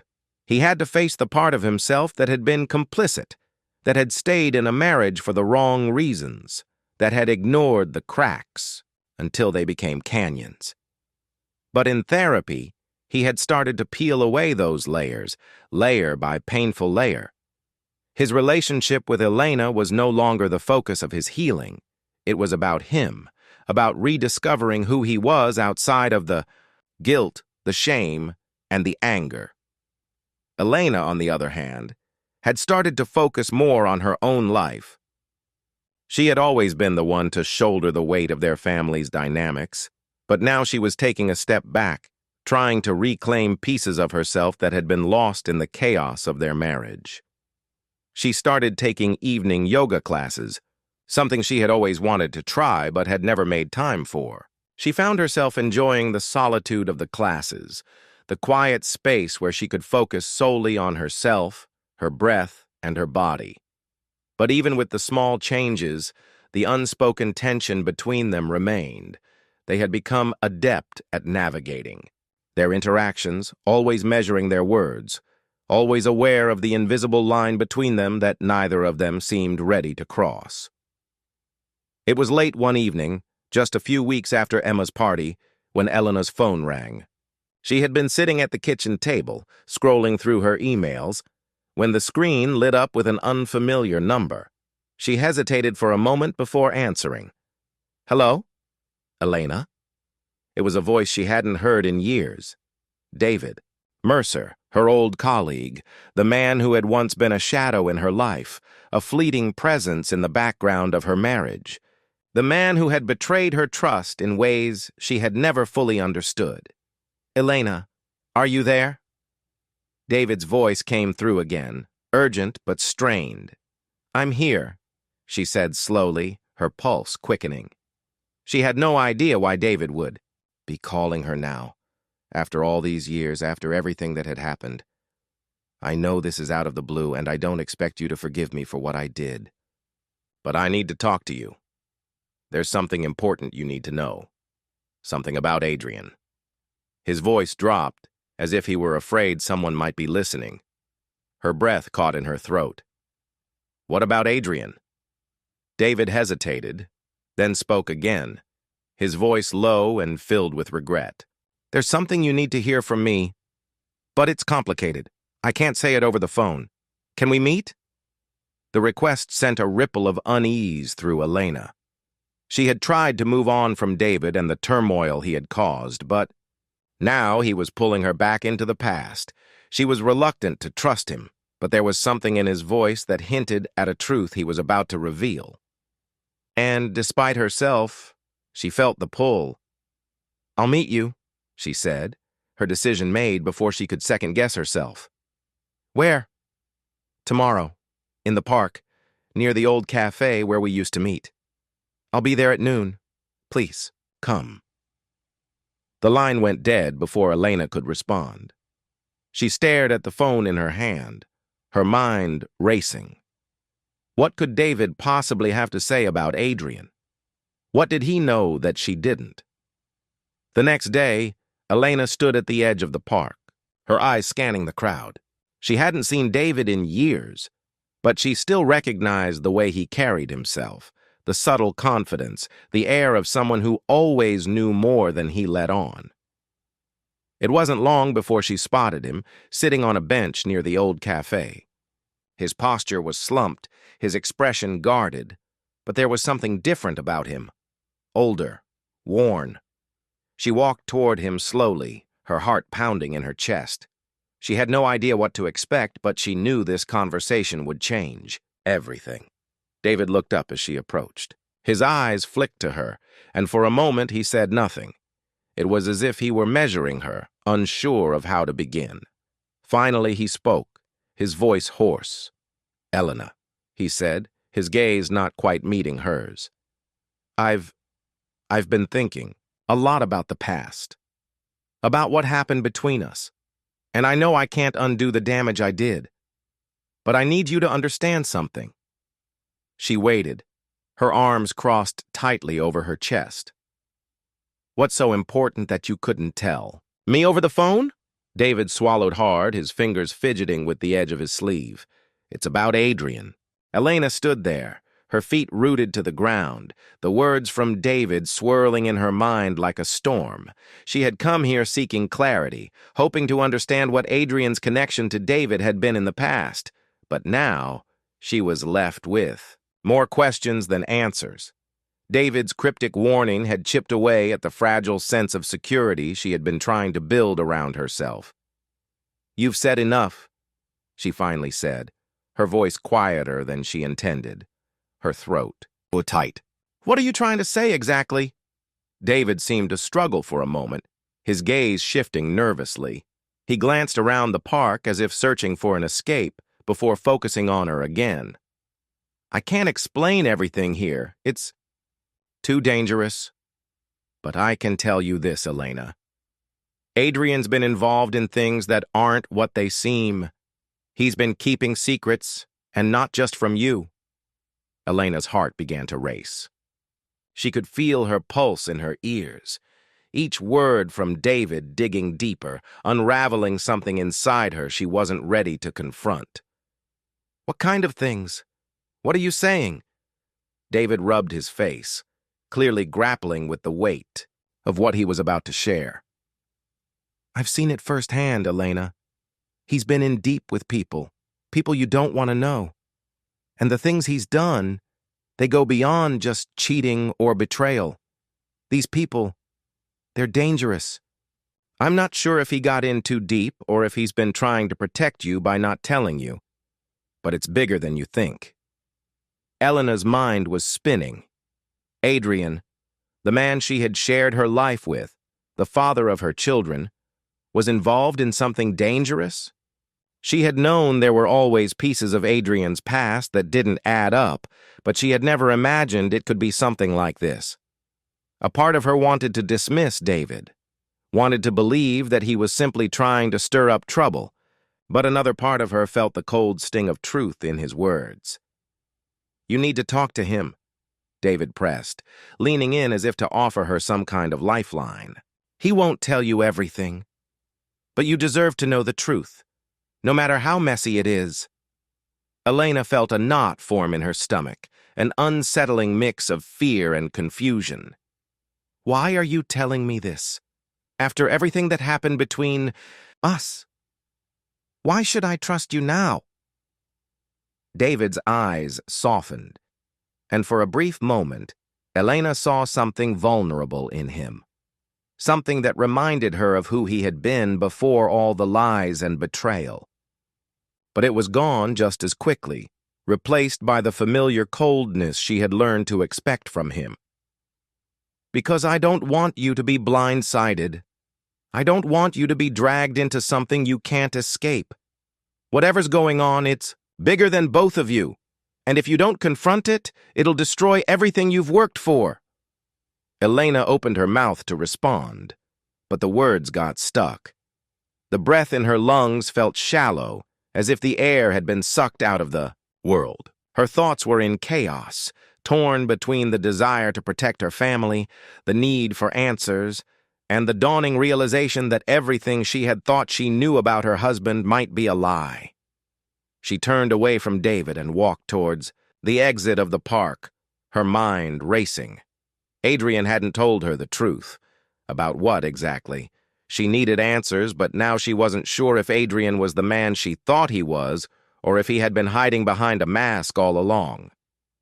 The next few hours felt like a blur. Elena returned home to an empty house. Adrian was still at work, and the silence around her was suffocating. She sat down on the couch, her hands trembling as she stared at the phone in her lap. The conversation with David echoed in her mind, and every word twisted in her gut. Adrian had been involved with dangerous people, secrets, lies, things that could tear their family apart, and yet, as much as the idea terrified her, she couldn't help but wonder. Was this the reason he had kept so much from her? Had he been trying to protect her from something that was beyond their control? Or had he been so consumed by his own choices that he had no idea how deeply it had affected her? She didn't know which answer scared her more. Finally, as the evening crept in, Elena made a decision. She had to confront Adrian. She needed to hear it from him, whatever the truth was. She couldn't live in this limbo, unable to trust the one person she had once believed she could count on above all else. Adrian came home late, as usual, and Elena could hear the soft thud of his briefcase hitting the kitchen counter before he stepped into the living room. He looked tired, worn out, but when his eyes found hers, there was a flicker of recognition. He knew something was off. "Elena?" he asked cautiously, sensing the change in her demeanor. She didn't speak at first. She simply looked at him, her heart heavy with the weight of the words she had to say. Finally, she exhaled, her voice steady but filled with something deeper, more urgent. The days that followed were filled with an eerie, suffocating silence. Elena's thoughts were a whirlwind, the same questions cycling endlessly in her mind. Could she forgive Adrian? Could she ever trust him again, knowing what she now knew? Or had the man she had loved for so long become a stranger in her eyes, someone capable of unspeakable things she couldn't understand or condone? Adrian, too, was distant, almost withdrawn. He hadn't spoken much after their confrontation, and Elena wondered if it was because he was waiting for her to make the next move, or maybe he was just as lost in the fallout as she was. She spent hours in the quiet of their home, staring at the walls, her hands trembling as she tried to come to terms with the magnitude of the betrayal. She could still see the look on his face when he admitted to his involvement with dangerous people, the way his eyes darkened as he spoke of the mess he had gotten himself into. The fear and guilt had been palpable, and it made her wonder just how deep it went. One evening, as the sun dipped below the horizon, casting long shadows across their living room, Elena made up her mind. She had to take control. She needed to know everything. She couldn't live like this, waiting for the other shoe to drop, unable to fully trust the man standing beside her. "Adrian," she called softly, her voice steady despite the nervous flutter in her chest. He was sitting at the kitchen table, his hands clasped in front of him as if he had been waiting for this moment. He looked up slowly, his expression unreadable. "What is it, Elena?" "I need to know everything. I can't keep living like this," she said, her voice firm now. "Tell me exactly what you've been involved in. I need to understand the scope of this, and I need to hear it from you. No more half-truths. No more lies." Adrian closed his eyes for a moment, as if gathering the strength to say what he had kept buried for so long. "I've been involved with a group," he started, his voice low and strained. "It started out small, just a few deals here and there. But it grew, Elena. It grew fast, and I couldn't get out. Not without consequences, not without putting you and the kids at risk." Elena's stomach tightened at the mention of their children, the thought that they had been in danger all this time nearly bringing her to her knees. "You're talking about organized crime, aren't you?" she asked, her voice trembling. Adrian nodded, his eyes filled with remorse. Yes. I didn't want you to find out like this. I thought I could fix it before it came to this. But I've been too far in, and the people I'm involved with, they don't just let you walk away. Elena felt her breath catch in her throat. What do you mean they don't let you walk away? They control everything, he said, his voice heavy with fear. They've threatened me, threatened you, threatened the kids, and I've been trying to get out, but it's not that simple. If I try to cut ties, they'll come after us. They'll come after you. Elena was silent for a moment, absorbing his words. The world she had once known, the life she had built with Adrian, now felt like it was shattering around her. She had always believed in their love, in their ability to weather any storm together. But this was something she couldn't have prepared for. Her mind raced as the gravity of the situation sunk in. Adrian had been hiding this from her all this time, and now the danger wasn't just theoretical. It was real. She had no idea how deep this went, or what kind of people he had become entangled with. She thought about the children. How had they been kept safe all these years, despite everything? And you think it's too late to fix this? Elena asked, her voice quiet but steady. That we're stuck in this nightmare with no way out? Adrian ran a hand through his hair, frustration and hopelessness evident in his eyes. I've been trying, Elena, I swear to you I've been trying, but I don't know if there's a way out anymore. I don't know if they'll let me go. I don't even know if I can protect you anymore. Elena stood there, her heart racing, the overwhelming weight of his words crushing her. She had always believed Adrian was a good man, someone who would never intentionally hurt her. But this was betrayal in its most unforgivable form. Yet beneath the layers of anger, fear, and disbelief, there was still a part of her, an aching, vulnerable part, that wanted to believe in him. Could she truly abandon him in the face of everything? Could she walk away from the father of her children, the man she had spent so many years with? She took a deep breath, her thoughts spinning as she considered her options. So what now? Do we just wait and see if they come after us? Do we hide? Do we run? Adrian shook his head, his expression pained. I don't want you to run. I want to fix this. I want to protect you. But the only way out is to confront them. Days passed in a haze, each one blending into the next. Elena had tried to focus on the mundane things, work, the kids, keeping up appearances, but the weight of the situation never left her. Every conversation with Adrian felt strained, like they were both walking on eggshells, unsure of how much they could say or whether their words would break something further. Adrian, to his credit, had kept his distance. He was trying to give her space, but Elena could feel the ache in him, the desperate need for her forgiveness that hovered between them, unspoken but palpable. She knew he was trying, really trying, but it wasn't enough. She needed more than promises. She needed proof. Proof that he could not only protect their family, but that he could be the man she thought he was before all of this started. One night, after the kids were asleep, Elena sat at the kitchen table, tapping her fingers, nervously against the edge. Adrian had been working late in the study, his door shut, as it had been for the past few days. He'd been distant, buried in whatever it was he was doing to fix the mess he had created.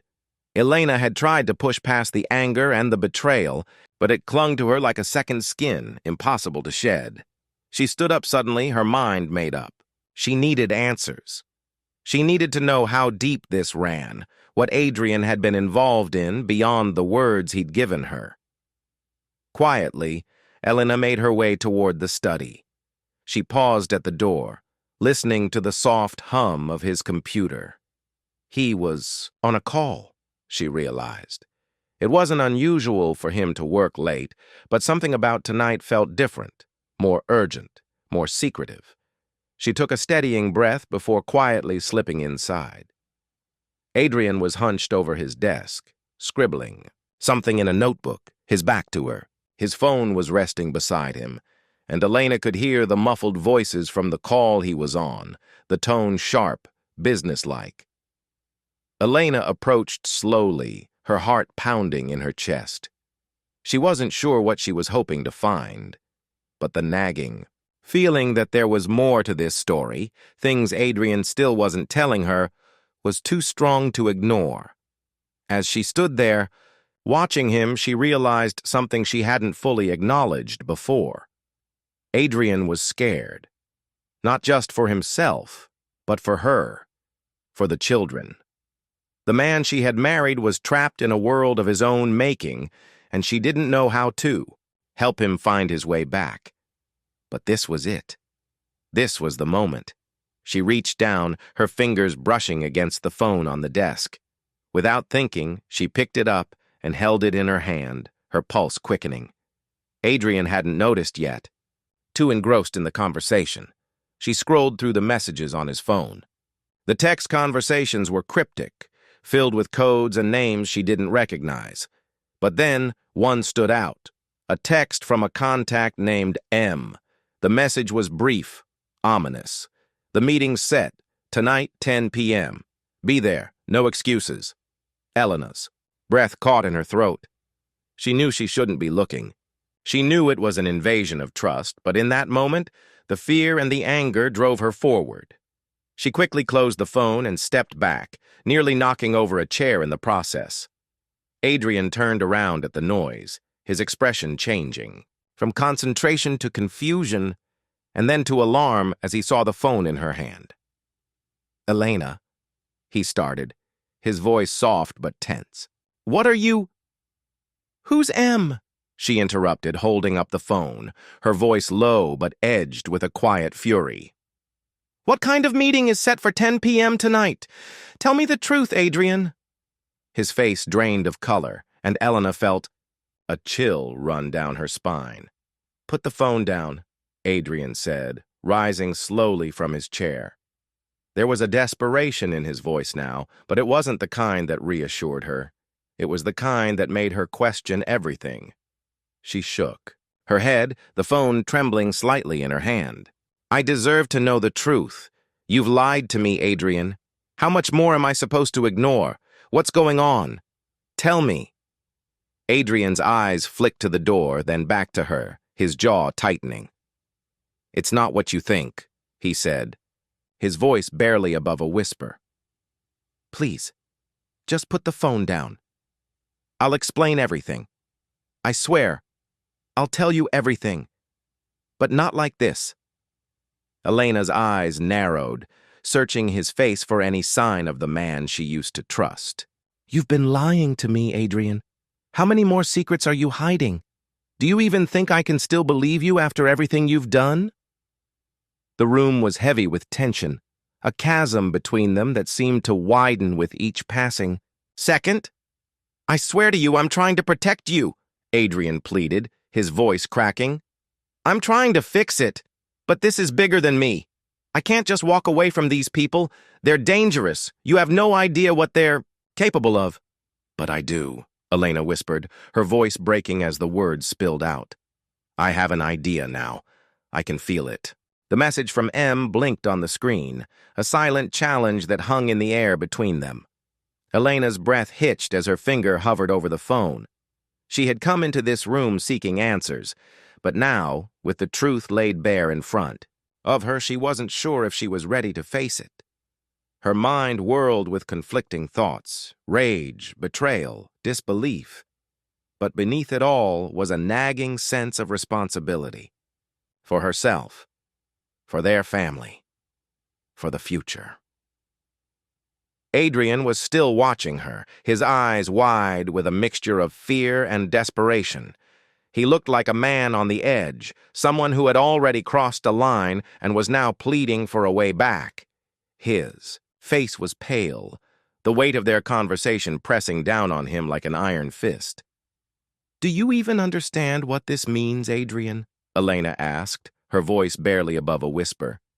"You've put us all in danger. You've lied to me for months, and now you're asking me to trust you again, to believe that you can fix this? You think you can just make it all go away? I don't know, Adrian admitted, his voice cracked with the burden of the truth. I don't know if I can fix it, but I swear I'll try. I'll do anything. I'll get us out of this, but I need you to trust me. Just a little longer. Please. Elena felt the weight of the phone in her hand, its screen still flashing the cryptic message. The uncertainty gnawed at her insides. The choices before her felt like a precipice, each one leading her down a path that could end in more pain, more betrayal, or something worse. How had it come to this? Her life had once felt so simple. 2 kids, a husband who loved her, a house filled with warmth and laughter. But now everything had been shattered. The person she had built her life with was not who she thought he was. She looked up at him, her heart hammering in her chest. How did we get here, Adrian? How did everything get so broken? His eyes softened, guilt flooding his expression. It wasn't supposed to be like this. I never wanted to hurt you. I got involved with the wrong people, and it spiraled, out of control. I tried to protect you, but I failed. I thought I could fix things before it ever went this far. Elena's gaze flicked back to the phone, the message still there, taunting her with its simplicity. Where are you? She closed her eyes for a moment, fighting the panic rising in her throat. Part of her wanted to grab her things and walk out of the door. Just leave, walk away from it all, and never look back. But there was another part of her, the part that had once loved Adrian with everything she had, that wanted to believe him. The part that didn't want to give up on her family. Could they rebuild? She opened her eyes, meeting Adrian's gaze once more. What do you want me to do? She asked, her voice steady but tired. Tell me, Adrian, what am I supposed to do now? Adrian stepped closer, his hands trembling. I don't have all the answers, but I know this. I can't lose you. I've made mistakes, huge mistakes, but I swear I'll do anything to make it right. We can fix this. Together. Thasiao. Desperation in his voice was real. Elena could see it, could hear it in the crack of his words. He was not just trying to save himself. He was trying to save them. Her fingers tightened around the phone, but instead of responding immediately, she glanced down at it once more. The words of the message taunted her. Where are you? Her mind raced as she weighed her options. She could leave, take the kids, start over, and never look back. She could walk away from Adrian and his secrets, never look back, and let him sink into whatever mess he'd created. Or she could stay and try to piece together the wreckage of their lives. Could she ever forgive him? Could she really trust him again? Elena felt tears burn at the corners of her eyes. She wasn't sure what she was supposed to do. All she knew was that the love she had for Adrian was not as simple as it once was. Love was no longer enough. It wasn't enough to heal the wounds, to erase the lies, or to undo the damage. Adrian, she whispered, her voice thick with emotion. I don't know if I can forgive you. I don't know if I can ever trust you again. You've taken everything I believed in and broken it. I know, he said quietly, his voice strained, and I don't expect you to forgive me now, but please, don't give up on me. Don't give up on us. Let me show you I can change. There was a long silence between them, the air heavy with uncertainty. Elena's heart ached, torn between the man she had married and the stranger he had become. Her fingers hovered over the phone. She could feel the weight of the decision pressing down on her. She could stay, confront the person on the other end of the phone, and try to piece together the last remnants of her marriage. Or she could walk away, take the kids, and finally free herself from the man who had betrayed her. It was a choice that felt impossible. The air in the room felt thick with tension, suffocating almost. Elena sat there, her hands clasped tightly in her lap, waiting for Adrian to speak. The phone still lay on the table between them, the cryptic message flickering like a beacon in the dark. She hadn't yet touched it, but its presence was constant, haunting her. Adrian took a deep breath, his chest rising and falling as if trying to steady himself. He sat across from her, the weight of his own guilt pressing down on him, making it hard to meet her eyes. It was like he was bracing himself for a storm, but he had no idea just how strong the winds were about to be. "Elena," he started, his voice shaking slightly. "I don't even know where to begin. I've spent so much time trying to cover up the mess I made, but I can't keep lying to you. Not anymore." Elena's eyes never left him. She didn't speak, didn't even nod. She just waited, impatient but calm. She had to hear it. She needed to hear it all. Every last piece of the shattered puzzle that had once been her life with Adrian. Adrian swallowed hard, his hands fidgeting with the edge of the table. "I got involved with people I shouldn't have. When you were pregnant with Mia, He broke off, his eyes flickering toward the window as if seeking some kind of escape. But there was none. What people? Elena's voice was low, barely a whisper, but it carried with it an edge of sharpness that cut through the silence.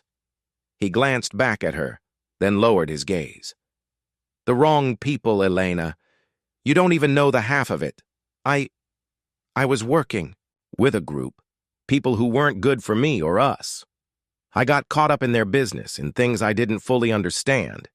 I thought I could handle it, that I could balance everything, keep you safe. But I failed.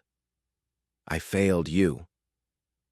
Elena clenched her fists, her nails digging into her palms as the anger began to rise. She knew that feeling, that sense of powerlessness, of being trapped by the lies of someone you loved. But there was more to this. Much more. "And the affair?" she asked, her voice icy. Adrian flinched. "It wasn't what you think. It started as something harmless. Just a way to cope with the pressure, a distraction. But it spiraled. And it wasn't just one affair, Elena. There were others. People I shouldn't have been involved with. And I'm sorry. I'm so sorry for what I've put you through." He looked up at her then, his eyes full of regret, but also fear. He was afraid she might walk away, that she might never look back. Elena's heart thudded in her chest. She had wanted the truth, but hearing it was far worse than she had imagined. This person on the other end of the phone. "Who are they?" Elena asked, her voice shaky now, her breath caught in her throat. Adrian hesitated, his eyes darting nervously. It's part of the mess. A person I tried to cut ties with, but they didn't let go. They've been threatening me, blackmailing me to keep quiet about everything, about the things I've done, things I've gotten myself tangled in." Elena's mind reeled. Blackmail. The word echoed in her head, drowning out everything else. This wasn't just an affair. This was something darker. Adrian continued, his voice trembling now. "They know everything. About us. About you. About Mia. And if I don't do what they say, they'll expose it all. It's not just my reputation on the line, Elena. It's ours." For the first time, Elena felt a flicker of something resembling fear. But it wasn't just for herself. It was for everything she had worked so hard to protect. The life she had built, the family she had dreamed of. Adrian had dragged them both into a world of lies and deceit that she hadn't even known existed. She stood up suddenly, pacing the room, her mind racing. So all of this, the lies, the secrecy, the affair, this was all because of them? She turned sharply to face him.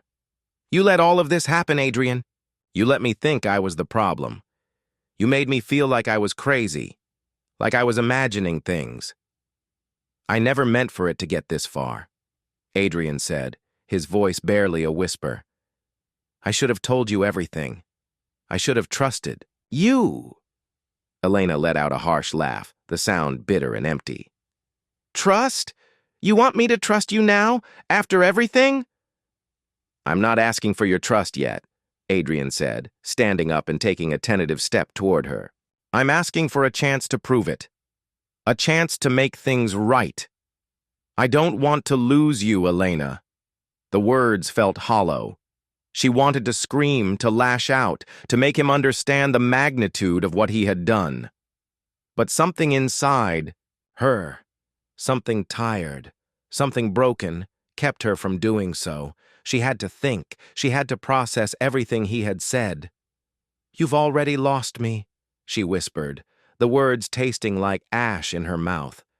But as soon as they left her lips, she regretted them. Adrian's face crumpled, and for a moment, Elena saw the man she had married. The next few days passed in a blur for Elena. Adrian was around, but it felt like he was no longer the person she had known. Every conversation, every attempt at normalcy, was shadowed by the betrayal and the weight of his confession. He kept his distance, as if respecting her need for space, but also unsure of how to rebuild what had been shattered. Every word he spoke seemed to carry an unspoken plea, but Elena couldn't decipher it. She wasn't sure if she even cared to. Her mind kept returning to that phone, the message still flashing in the back of her mind like a warning she couldn't escape. Where are you? The question echoed through her thoughts, its implications far too ominous for her to ignore. Adrian's admission of blackmail, of a deeper mess he had dragged them both into, gnawed at her every waking moment. Who else was involved? Who else had been pulling strings in their lives without their knowledge? It had been 2 days since the confrontation. Adrian had gone to work, though his usual office routine felt hollow. Elena knew he was trying to get back to normal, but he couldn't. Neither of them could. The silence between them grew louder with each passing hour. They still shared the same space, but they were no longer living the same life. That afternoon, after Mia had been dropped off at school, Elena took the phone from its place on the kitchen counter. She stared at it for a moment, unsure of what she expected to find. The message had been sent hours ago, but something inside her pushed her to unlock it, to face whatever threat lurked behind the screen. The name attached to the number was unfamiliar. Victor. Renner, and the message was chilling. We need to talk. If you don't come to me, things will escalate. Don't make me do this, Elena. Her fingers trembled as she read it again. Things will escalate. The words hung in the air, weighing heavily on her chest. She thought about Adrian's confession, his tangled involvement with people who would stop at nothing to protect their interests. She thought about the mess he'd created, the mess that had now become hers, too. Don't make me do this. What was this? Elena couldn't afford to find out. She stood up abruptly, her decision already made. She couldn't wait any longer. Not with Mia at risk, not with the shadow of this unknown threat hanging over their family. She grabbed her coat and left the house, her footsteps quick and purposeful. The streets outside were busy with the afternoon. Rush, but her mind was a singular focus. She had to confront this Victor Renner. She had no choice. Whatever Adrian had been involved in, whatever mess he had tried to shield her from, she would face it head-on. For Mia, for herself. The address she found on the phone was an industrial area on the outskirts of town. She could feel the tension rising in her chest as she drove, her fingers gripping the steering wheel tightly. The closer she got, the more her mind raced. Was this a trap? Would she walk into something far worse than she anticipated? The building she pulled up to was old, its windows cracked and covered with grime. It looked abandoned, yet Elena could sense that someone was there, waiting. She hesitated for only a moment before pushing open the heavy door, her heart pounding in her chest. Inside, the air was thick with dust, and the faint sound of muffled footsteps echoed from somewhere deeper within. The place smelled of old machinery and stale air, and it felt wrong, like something had been left to decay for far too long. Elena, a voice called from the shadows. Her breath caught in her throat as a man stepped into the dim light. He was tall, his face obscured by a cap, but the eyes that locked onto hers were cold and calculating. There was no warmth, no trace of humanity. "Victor Renner," she said, her voice steady despite the fear clawing at her. "I'm here. What do you want?" Victor's lips curled into a slight smile, one that didn't reach his eyes. "You're brave, I'll give you that." He took a step closer, his boots echoing in the empty space. "I didn't expect Adrian's wife to show up here so quickly." Elena didn't flinch, but inside her pulse quickened. "What do you know about Adrian?" she asked, her voice sharper now. "Why are you threatening us?" Victor laughed softly, a sound that made Elena's skin crawl. "Threats? Oh no, I'm not threatening you. I'm offering you a choice." He leaned in closer. "You see, Elena, it's not just Adrian who has things to lose here. You do too. I've been watching both of you for a long time. Your life, your little family, it's a nice little picture, but it's not real. And I'm going to make sure it never is." The words hit her like a blow to the chest. She was about to respond, to ask more questions, but then the sound of a door creaking open behind her froze her in place. "Leave her alone, Victor." Elena turned sharply to see Adrian standing in the doorway, his face pale and strained. Adrian's words hung in the air, but they barely registered with Elena. All she could focus on was the icy, cold stare of Victor Renner, the man who had somehow twisted her life into something unrecognizable. Her heart pounded against her chest as she looked between the two men. One, the husband she thought she knew, and the other, a shadowy figure who had appeared out of nowhere, threatening everything she held dear. "Adrian," Elena said, her voice quiet but firm. "Tell me the truth. I need to know everything, now." Adrian's jaw clenched, the weight of the situation pressing down on him. He opened his mouth to speak, but Victor cut him off with a sharp laugh. "Everything?" Victor sneered, taking a slow step forward. "You think you can handle the truth? Your husband's been playing in dangerous waters, Elena. He's been running from his own demons, and now those demons are standing right in front of you." Adrian's face flushed with anger, but he said nothing to dispute Victor's words. Elena's heart sank as she finally understood the depth of the betrayal. Adrian wasn't just a man caught in a bad situation. He was a man who had made choices, dangerous ones, and those choices had consequences that weren't just his to bear anymore. "I've been trying to protect you," Adrian finally said, his voice strained. "But I failed. I thought I could handle it. I thought I could fix things before it ever reached you. But I was wrong." Elena's stomach twisted as the weight of his confession settled over her like a suffocating cloud. Trying to protect her. But from what? From whom? Victor smiled cruelly, as if enjoying the tension. "Adrian's not the only one with secrets.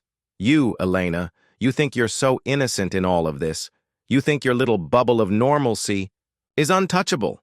But it's not." Elena's confusion turned to anger, her fingers tightening into fists at her sides. "What are you talking about?" Victor took a step closer, his voice low and threatening. "I've been watching you both. All the lies, all the half-truths. You think you've been in control, that you've been making decisions. But the truth is, you've been living in a world of illusion, just like your husband." "I don't know who you are or what your game is," Elena shot back, her voice rising. "But if you think I'm going to stand here and listen to you—" "That's the thing," Victor interrupted, his voice mocking. "You never really listen, do you? You hear what you want to hear. And then you turn away from the truth, hoping it'll go away." His eyes bored into hers. "But it won't, Elena. It's already too late." A chill ran down her spine.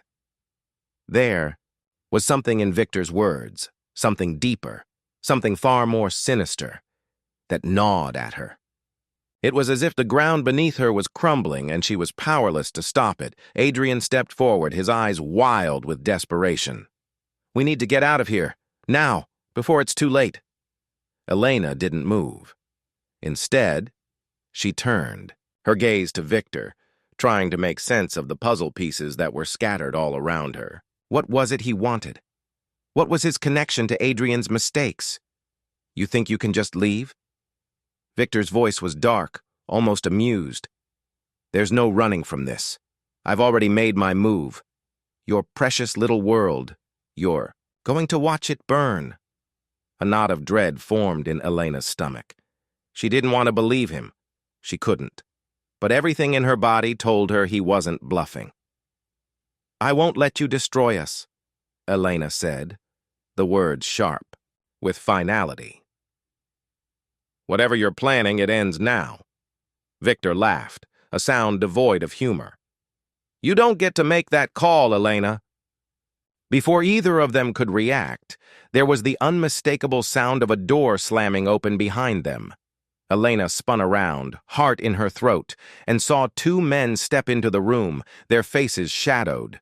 She didn't need to ask who they were. They were Victor's muscle. Adrian froze, his face draining of color. Elena's heart raced as she understood what was happening. They were trapped. There was no escape now. Get her out of here, Victor ordered, his voice calm, but with an undercurrent of malice.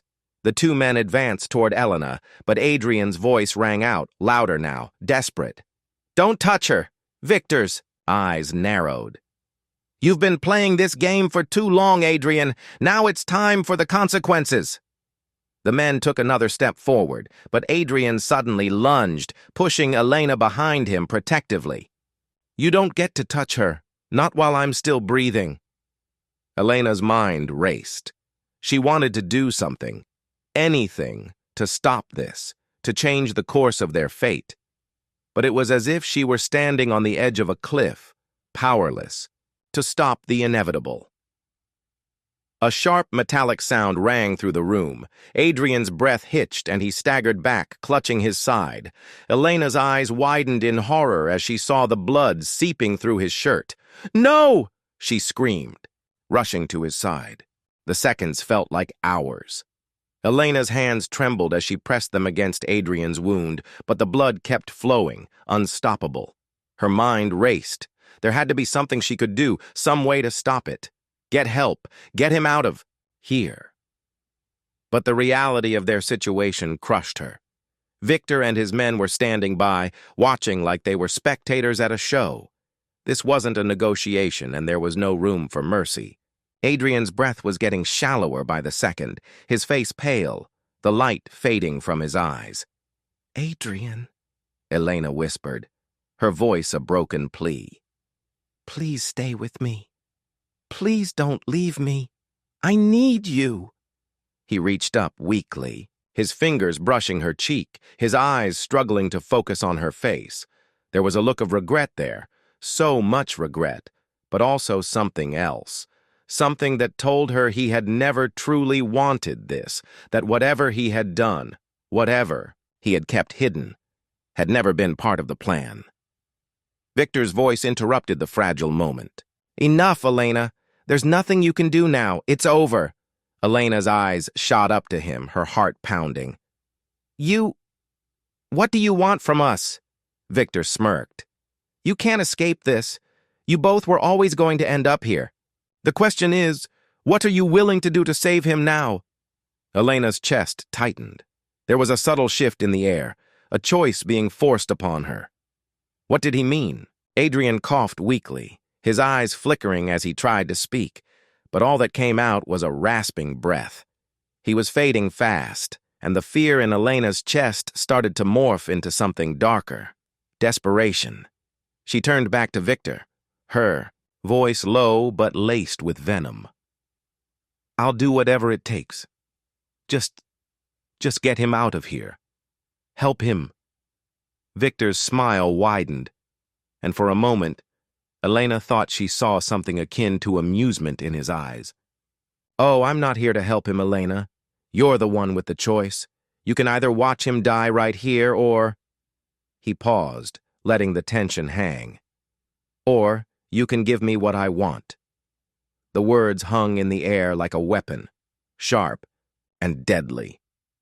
Elena's mind reeled. What did he mean? Please, she whispered, her voice cracking. Tell me what you want. I'll do anything. Just save him. Victor took a slow step toward her, his eyes narrowing. What if I told you that you've been living a lie? What if I told you that everything Adrian has kept from you, everything you thought was true, is about to come crashing down?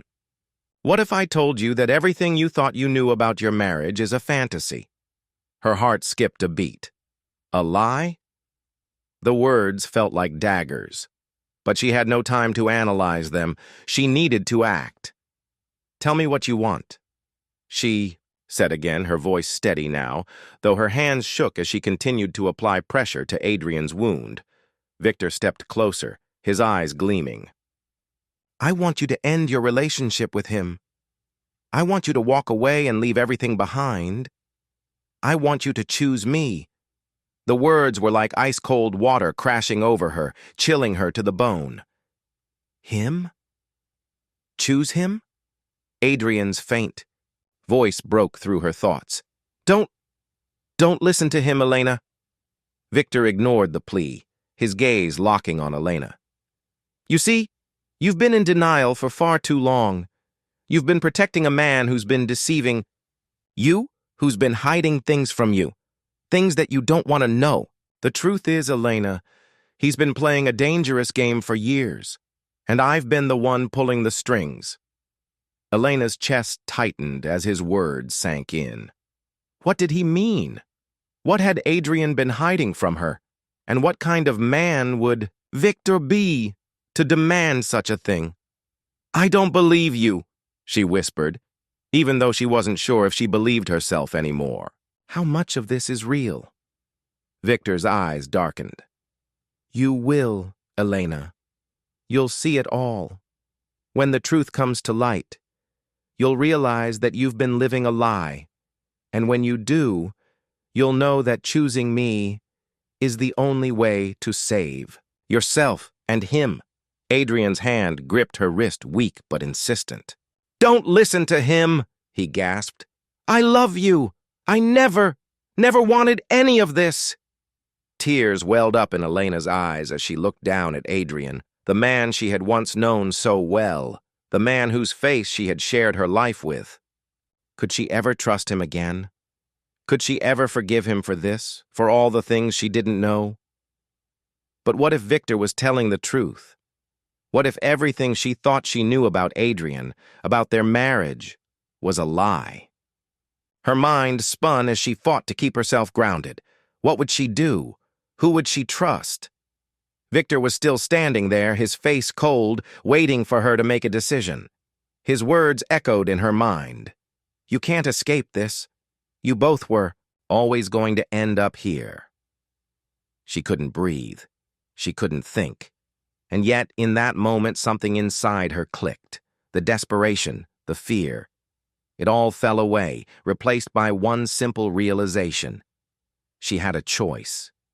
Elena's heart pounded in her chest, the weight of Victor's ultimatum pressing down on her like a boulder. Her hands, still stained with Adrian's blood, shook as she looked between him and Victor. Adrian's face was growing paler, his eyes barely open, his breath shallow. He was slipping away, and she couldn't deny that she felt the pull of Victor's words, the nagging doubt growing within her. But Adrian was still the man she had married, the man she had shared her life with, despite the dark secrets and lies that had now come to light. Victor, however, was a stranger, a shadow who seemed to revel in this twisted game, knowing exactly how to manipulate her, how to make her feel small, trapped in a web of deception and fear. But was he right? The uncertainty gnawed at her, but something deep inside refused to break. She could hear Adrian's weak voice, urging her not to choose Victor, and it was that, more than anything else, that grounded her. No, she wouldn't give in to this, not now.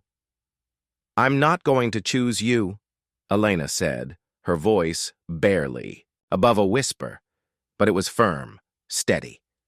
I don't know what you're trying to do here, Victor, but it ends now. Victor's eyes narrowed, but he didn't flinch. He was used to getting what he wanted, but there was something in her gaze that made him hesitate, if only for a moment. The shift in the atmosphere was subtle, but it was enough. Really? Victor's voice was cold, dangerous. You think you can just walk away from this? From everything I know about your precious Adrian? Elena swallowed hard. She could feel her pulse in her ears, the heat of anger rising within her. But it wasn't just anger. It was fear, confusion, and an overwhelming sense of betrayal. How long had this been happening? How much of their life had been a lie? Adrian stirred, his voice barely a rasp. Elena, listen to me. I've never lied to you. I love you. I didn't want any of this. Victor took a step back, his lips curling into a cynical smile. You see? Even now he can't help but lie. His words mean nothing.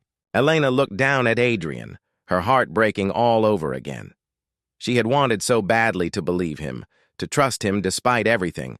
But she could feel the cracks in their foundation, the slow crumbling of what they had built together. The realization that their marriage, everything she thought she knew, had been tainted, twisted by secrets she hadn't known how to uncover. But even so, she couldn't let him die. Not like this. She looked back at Victor, her resolve hardening. You want me to walk away from him? From everything we've had? She asked, her voice gaining strength.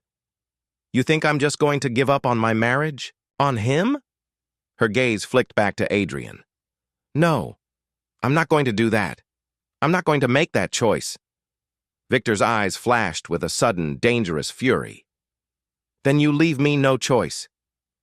Elena barely registered the movement, the sound of footsteps until she saw Victor's gun aimed straight at her chest.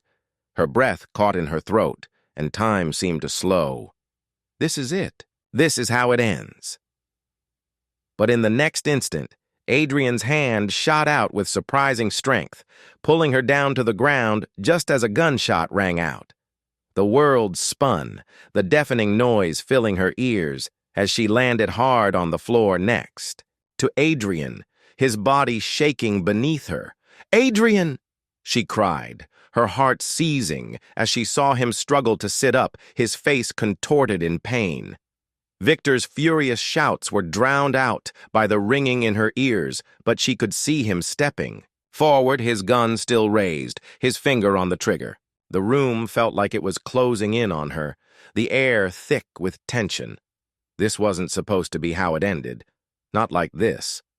Adrian's breath was ragged, each inhale a labored struggle, but his hand was still gripping her wrist, keeping her grounded, keeping her connected to him in a world that seemed to be falling apart.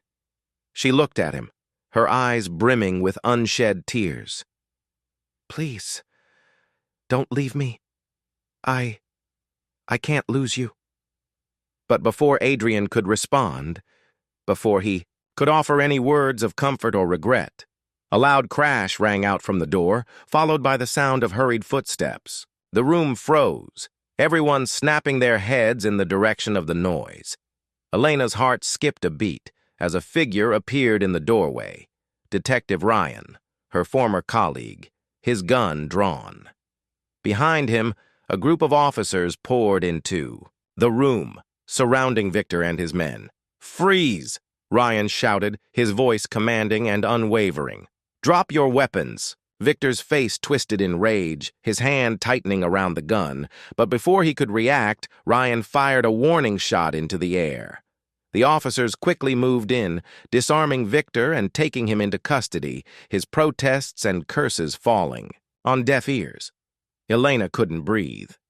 The relief that rushed through her was immediate, but it was overshadowed by the overwhelming sense of shock and exhaustion.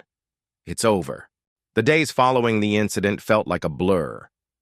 Elena spent most of her time at Adrian's side, watching him slowly recover, both physically and emotionally.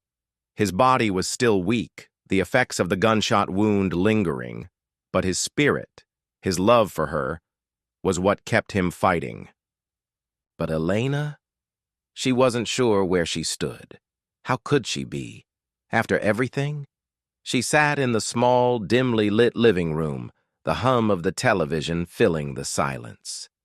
Adrian was asleep in their bedroom, his soft breaths a constant reminder of the fragility of life, a life that at one point had been so certain, so stable.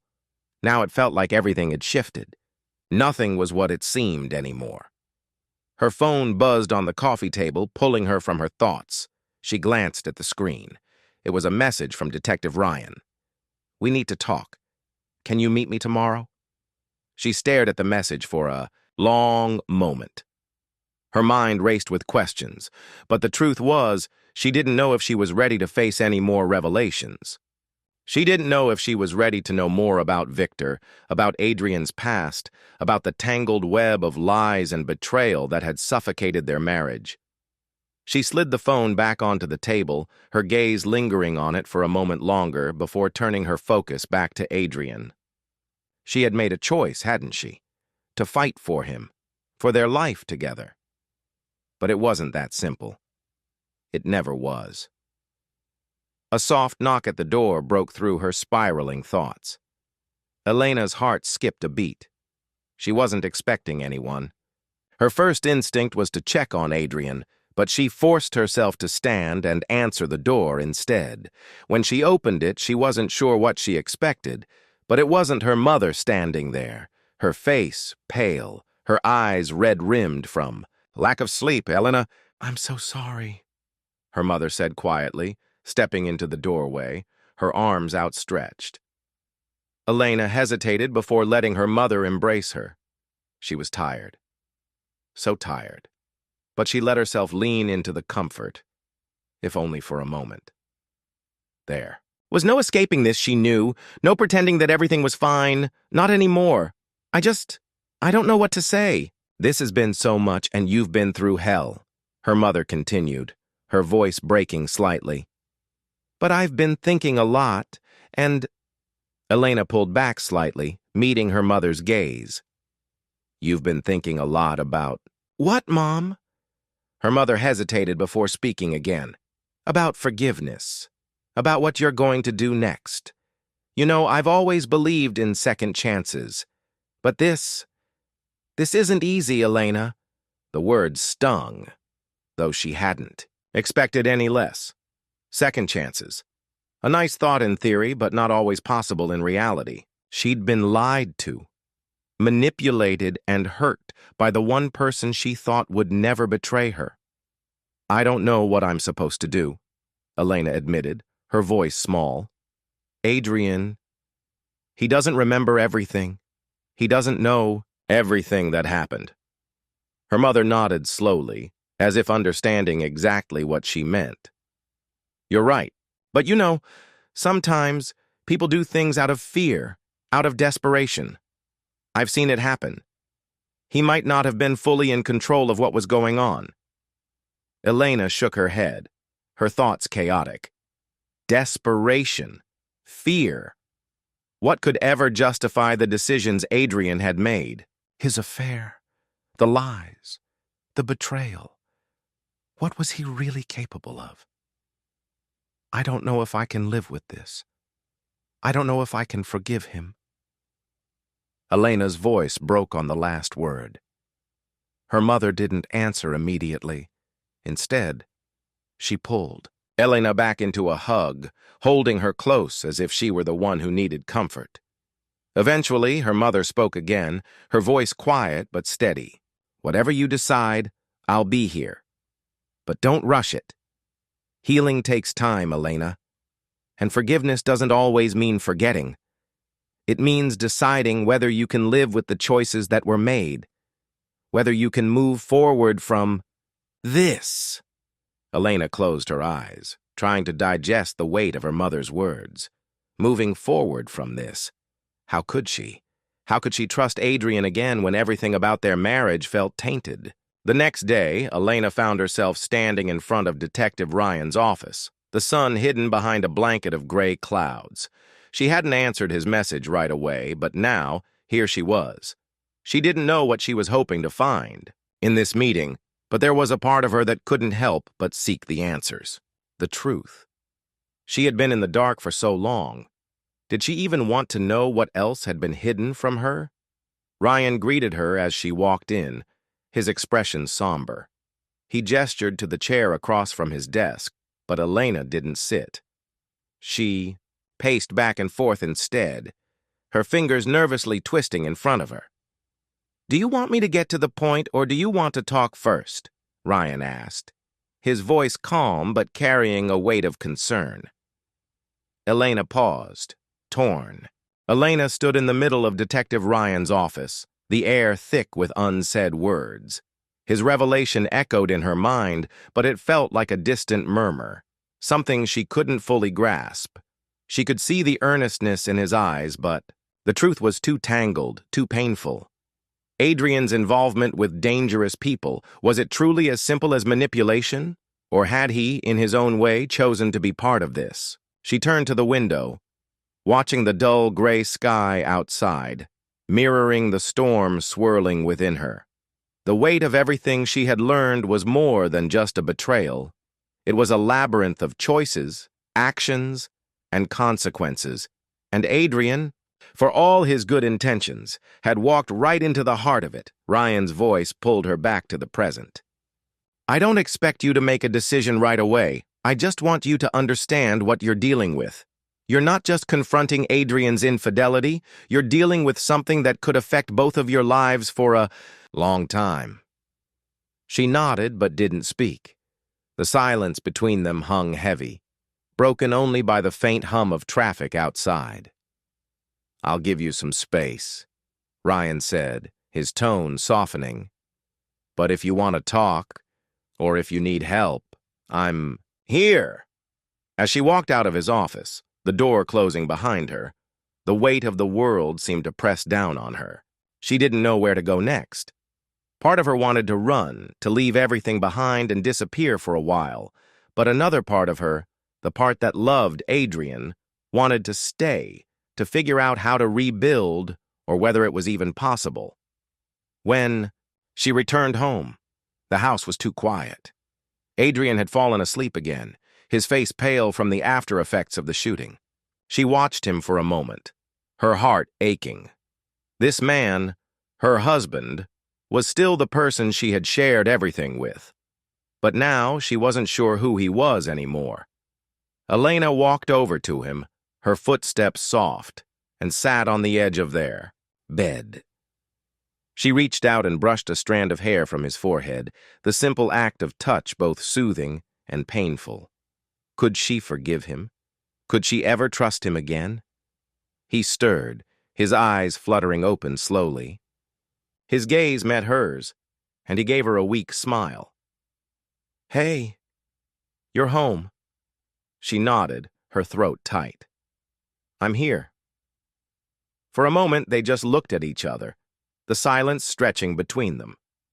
Elena's mind raced with everything she had learned, but she couldn't bring herself to speak it aloud. "Not yet." I know this isn't easy," Adrian said, his voice hoarse. He reached for her hand, his fingers trembling slightly. "But I want you to know I'm sorry. For everything. For not telling you the truth sooner. For hurting you." His words should have been enough, should have offered her some comfort. But they only made the ache in her chest deepen. She didn't know if he even truly understood the depth of the betrayal, of the lies, the affair, and everything that had followed. She swallowed hard, her voice barely above a whisper. "Adrian, I don't know what to say. I don't know if I can do this anymore." His hand tightened around hers, a desperate plea in his eyes. "Please don't give up on me. I'm trying, Elena. I swear I am." She shook her head, pulling her hand away. "But you don't even remember everything. You don't know how deep it goes. You don't remember her." The mention of Claire, the woman Adrian had been involved with, was like a spark to dry tinder. The room felt colder, the distance between them growing wider with every second. Adrian flinched, the expression on his face flickering with guilt. "I wish I did," he said, his voice breaking. "I wish I could remember. But I can't.